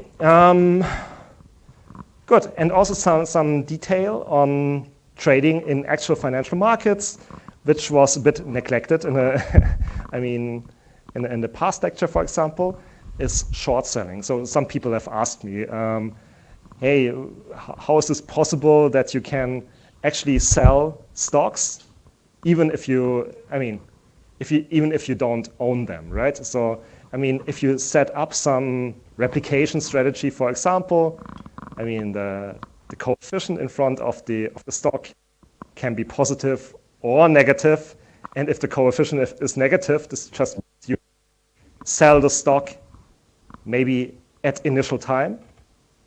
But how should you do that if you don't own the stock, right? And this is called short selling, which is very typical. Sometimes it's also restricted in many exchanges, but the principle itself is that you can actually sell securities you do not own. And how would you do that? If you want to sell it, you first somehow at least need to borrow it. And that's how it works typically. So your broker or you just borrow the security. You need to pay some fee for that. That's called a repo rate, repurchase rate. Typically not too high. And then you borrow the security, and once you have borrowed it, you can sell it.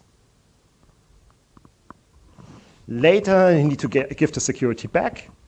And now you have, it's just the reverse direction you're interested in, right? If the security loses value, then you can make a profit, right? It's really like investing negatively in the stock. That's exactly what I was thinking of when I was putting a minus sign in front of a stock. That's practice in financial markets. And again, you need to pay a fee for that.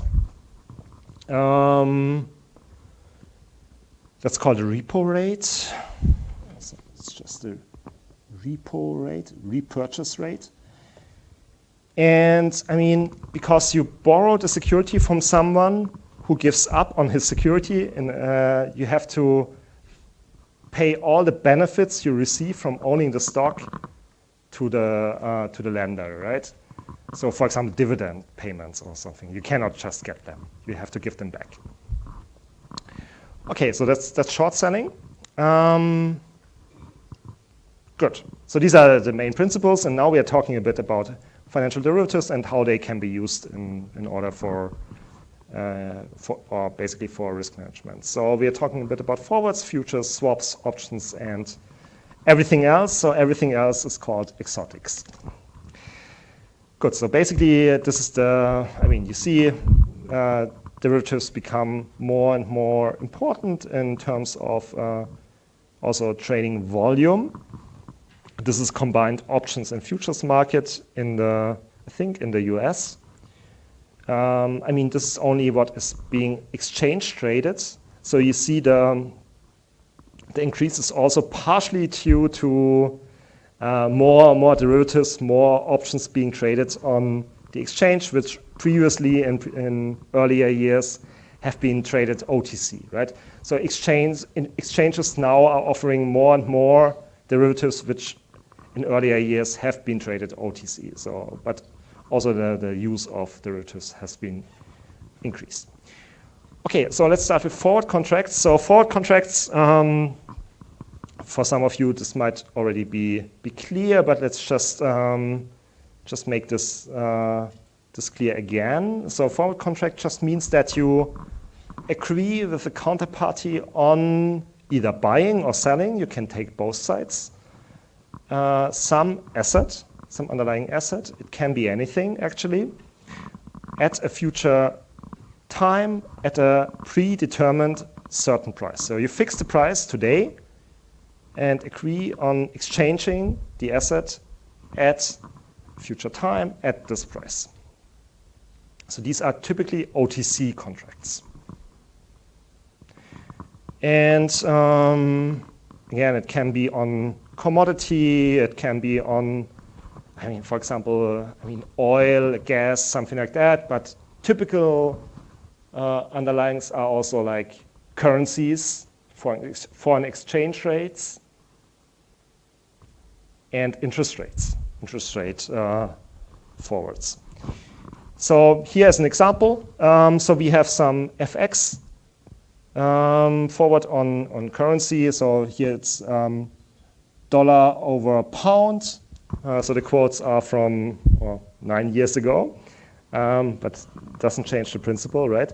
So you have some bid and some ask price or offer price, ask price.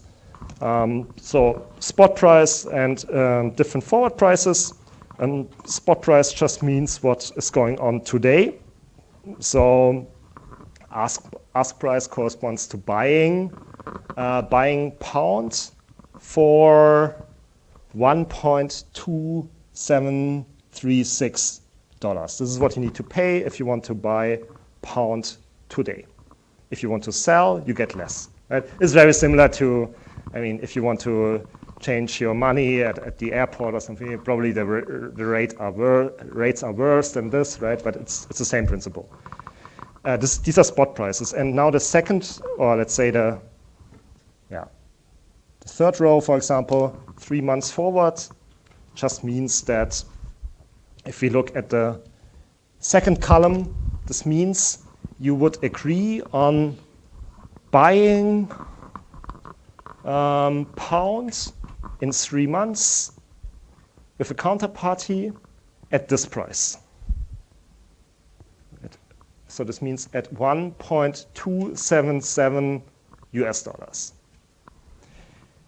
So this means we are talking about being long in the currency. This means if the exchange rate would be higher in 3 months, you would profit from that because you have the obligation to convert your US dollar to pound at this rate in 3 months, which is cheaper for you. So you'll profit from higher exchange rates. And this is always the principle.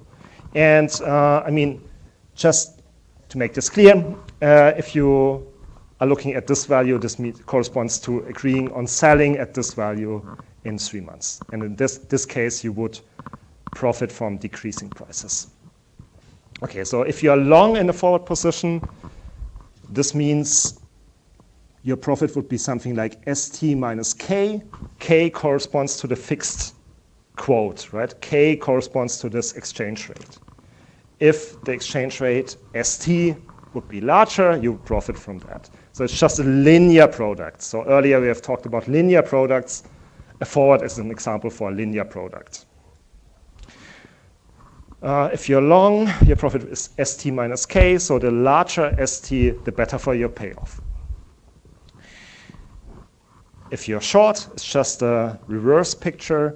Your profit would be K minus ST, and you profit from smaller values of ST.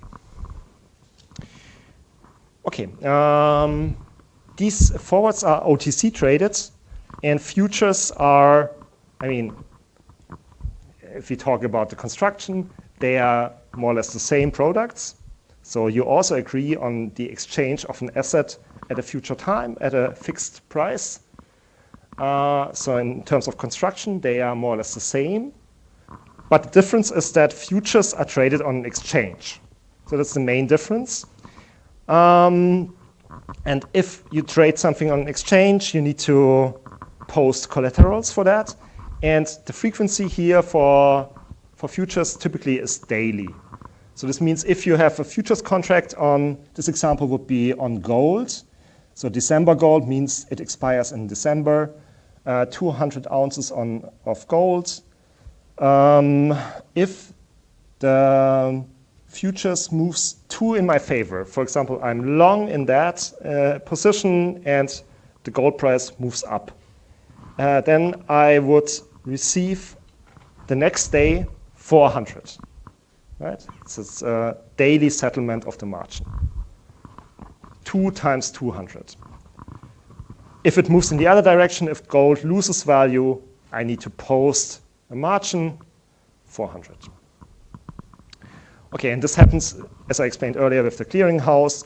And in this way, because of the daily margin posts, it is being ensured that, I mean, there's no counterparty default, and everyone gets the money he's supposed to get.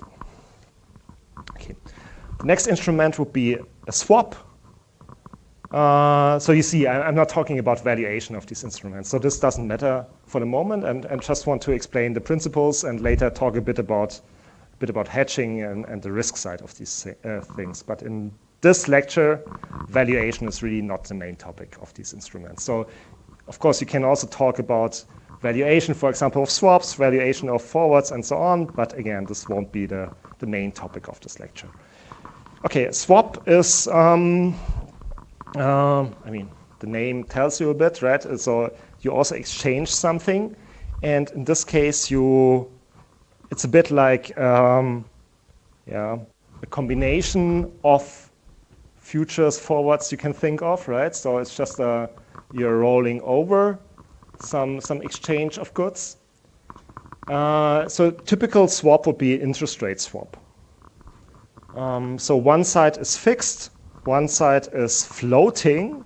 Floating means it depends on the market interest rate. So here's an old example, so using LIBOR. So LIBOR, we will discuss, so one lecture is on interest rates, so we will discuss this in detail. So this now would be SOFR. Now there's something else which is called SOFR, S-O-F-R. So there are no more any swaps on LIBOR. So LIBOR used to be the reference rate. Now it's being replaced. But it doesn't matter for the principle. So one side is paying something fixed, let's say 3% in this example, and receives in return something that depends on the market interest rate, depends on LIBOR in this case. Okay. So we have the interest rate which is quoted per year, per annum, and the exchange typically happens not every year, but more frequent, typically every 6 months. So this means the fixed rate which you need to pay would not be 3%, but 3% times divided by 2, so 1.5. And if it's quoted on a notional of $100 million, this means you need to pay $1.5 million every 6 months. What you get is, in return, the floating rate, which is determined 6 months earlier. So this means if you look at this table, what you get half a year later is determined today. So let's say in March is determined what you get in September. So if in September the interest rate would be, the market interest rate would be 2.2%, then you would get 1.1 million half a year later.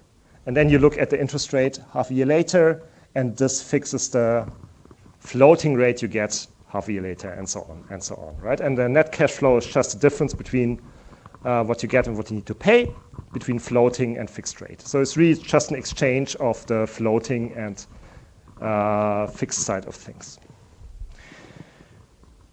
Okay, this is typically how it is quoted. So you also have a bid and an ask quote. And I mean, this just depends on what you agree on to pay. So you can do both, right? You can either pay the fixed rate or pay the floating rate. If you agree on paying the fixed rate, then what you would then you get in return the floating rate, then you need to pay the higher price, right? And if you agree on getting the fixed rate, then you would get the lower rate, right? This is what the rates mean, and the mean of those is called a swap rate, with some reference for an interest rate.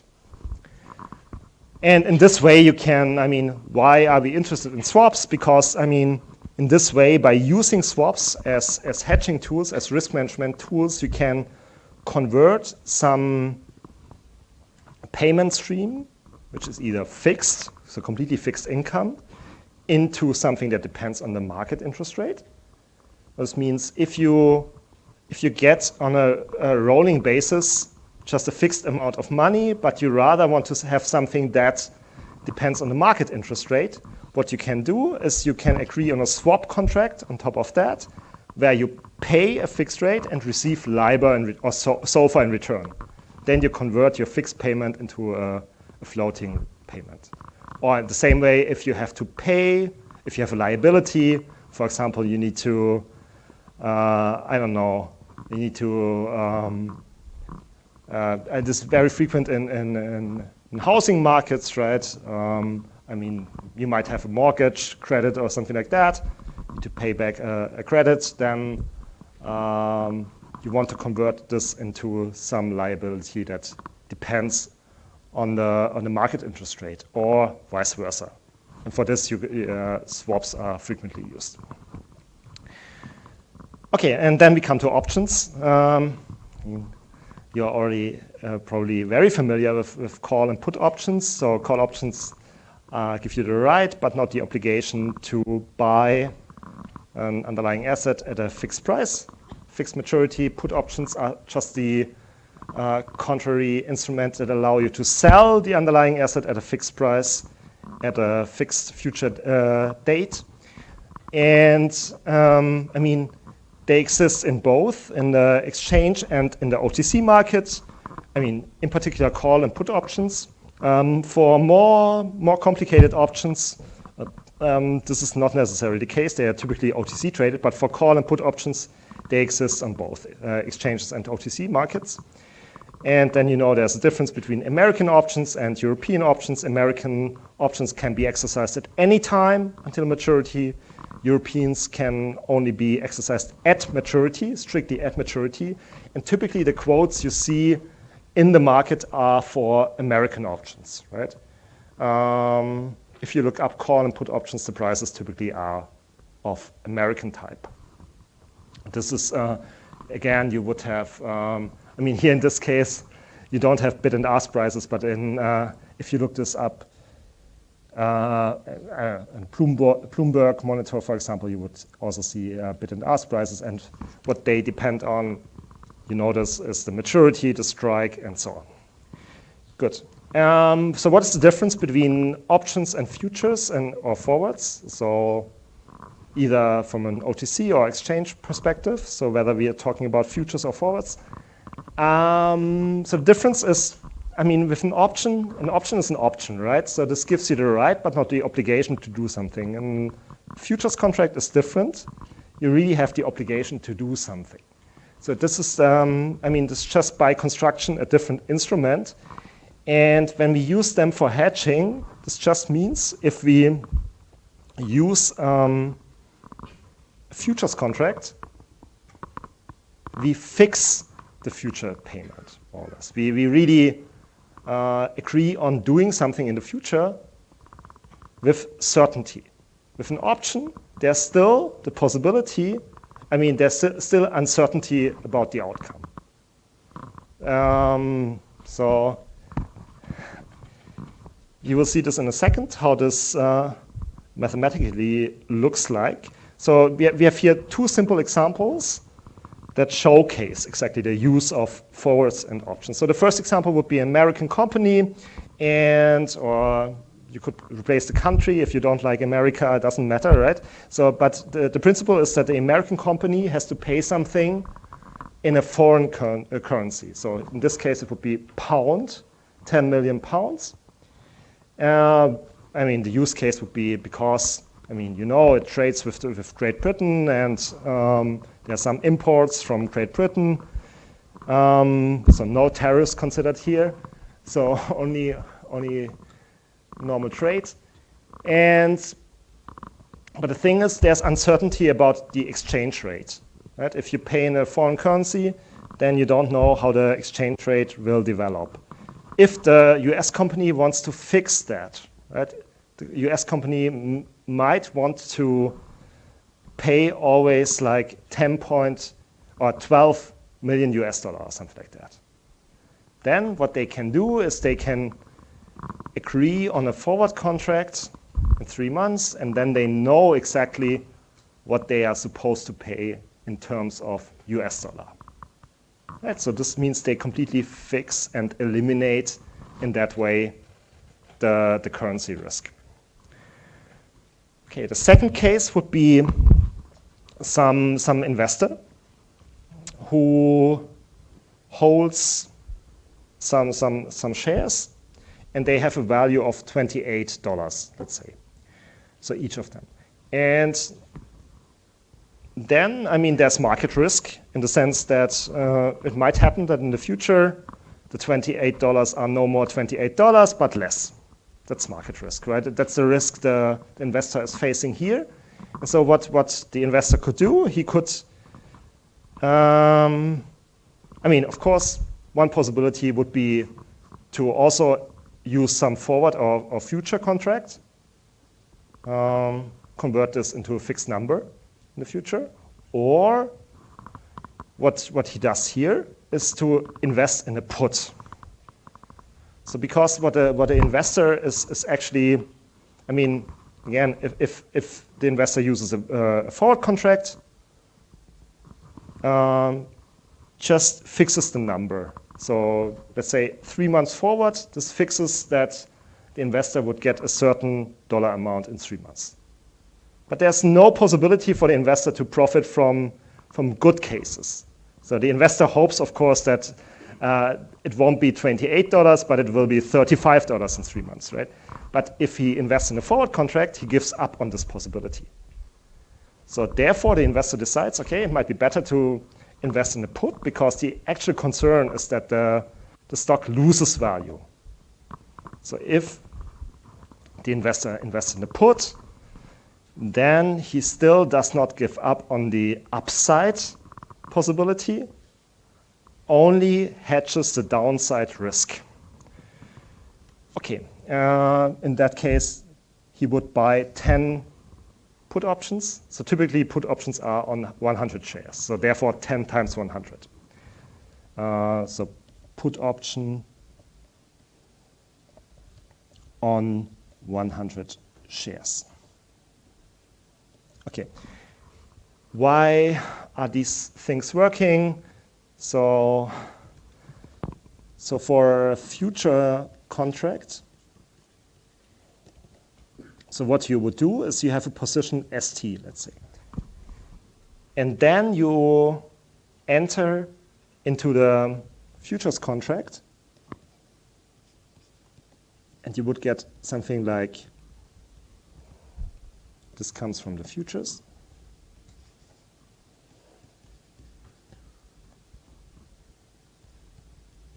Or forward.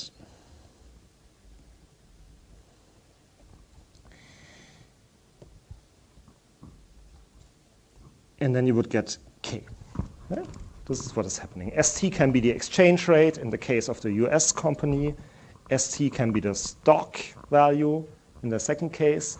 And if you hedge with a futures or forwards contract, you just fix the number K.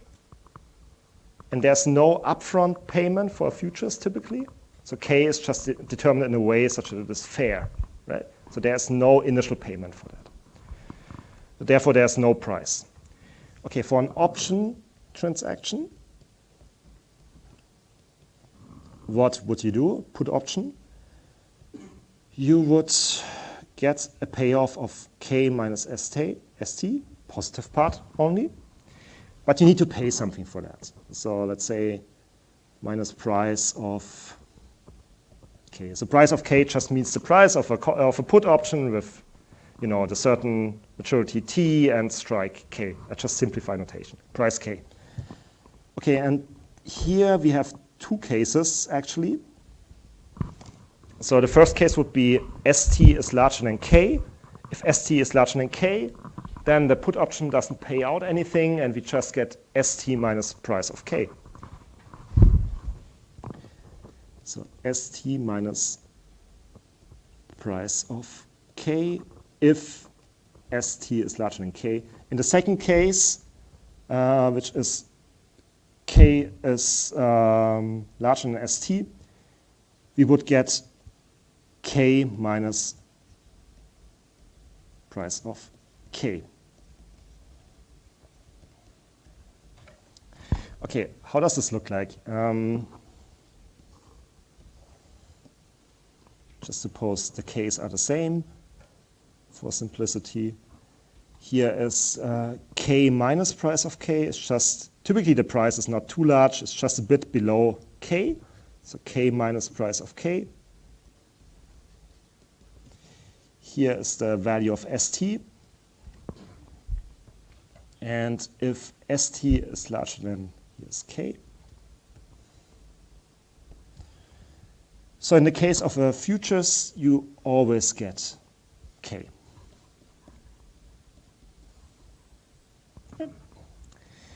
In the case of hedging with a put option, what happens is that if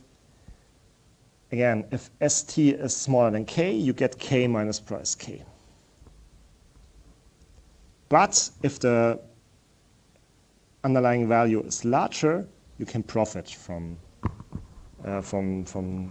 higher prices. Right? So this is hedging with a put. So you see the advantage, right? Of course, you need to pay a price for that. If the adverse thing happens, this means if ST is smaller than K, you are worse than the futures hedging, but you need to pay a small price typically for that. But on the other hand, you can profit from larger prices when you hedge with a put. Okay, so this means forward contracts lock in the price completely, but on the other hand, if you trade with options, you can consider them as really insurances against the non-desired outcomes. In this case, the non-desired outcome would be a small value of ST, and you can really use them to let's say, to hedge against these outcomes. That's what the put option is doing, actually. Okay, and that's why so many options are traded, actually. They are considered as being kind of more attractive for many treasurers. Okay, and there are many more option types, as you might be aware of. So there's anything, so also not only on equity, also on interest rates. So there are caplets, floorlets, and combinations of caplets and floorlets, which are called caps and floors, which are actually just like put and call options on interest rates. Something like that. There are also swap options, so you can have an option of entering into a swap contract. Swaptions. There are bond options, options on entering into a bond. There are weather derivatives, right? How much it rains and these kind of things. Also on energy becoming more and more important, on oil and gas and electricity. Also many more complicated options. Typically they are called exotic options, and they are exceptions, right? So there are some standardized versions of these options being introduced also in the recent years, but typically they are OTC traded. They're just tailored options. So something like Asian barrier options, basket options. So basket options are just options consisting of the underlying is not one security, but like many securities. So something like the maximum performance of different stocks. So these are basket options. Binary options, they're just paying out either 0 or 1 more or less. And compound options, which are options on options. So you can also do that, right? These kind of things, all of them are exotic options. And there are also cases where they can use for hedging, of course. Okay, and the last slide for today is the following, just to be aware that typically one classifies market participants into these 3 classes. So there are people who are doing more or less what we are doing, right? We are looking at the risk of positions. We try to reduce the risk. We try to hedge. There are speculators who, more or less just trade in the, again, if everyone is hedging, there's no counterparty. So the counterparty typically are speculators who absorb the risk, who are not concerned about the downside risk, for example, of certain things, who are just speculating on certain movements of the market.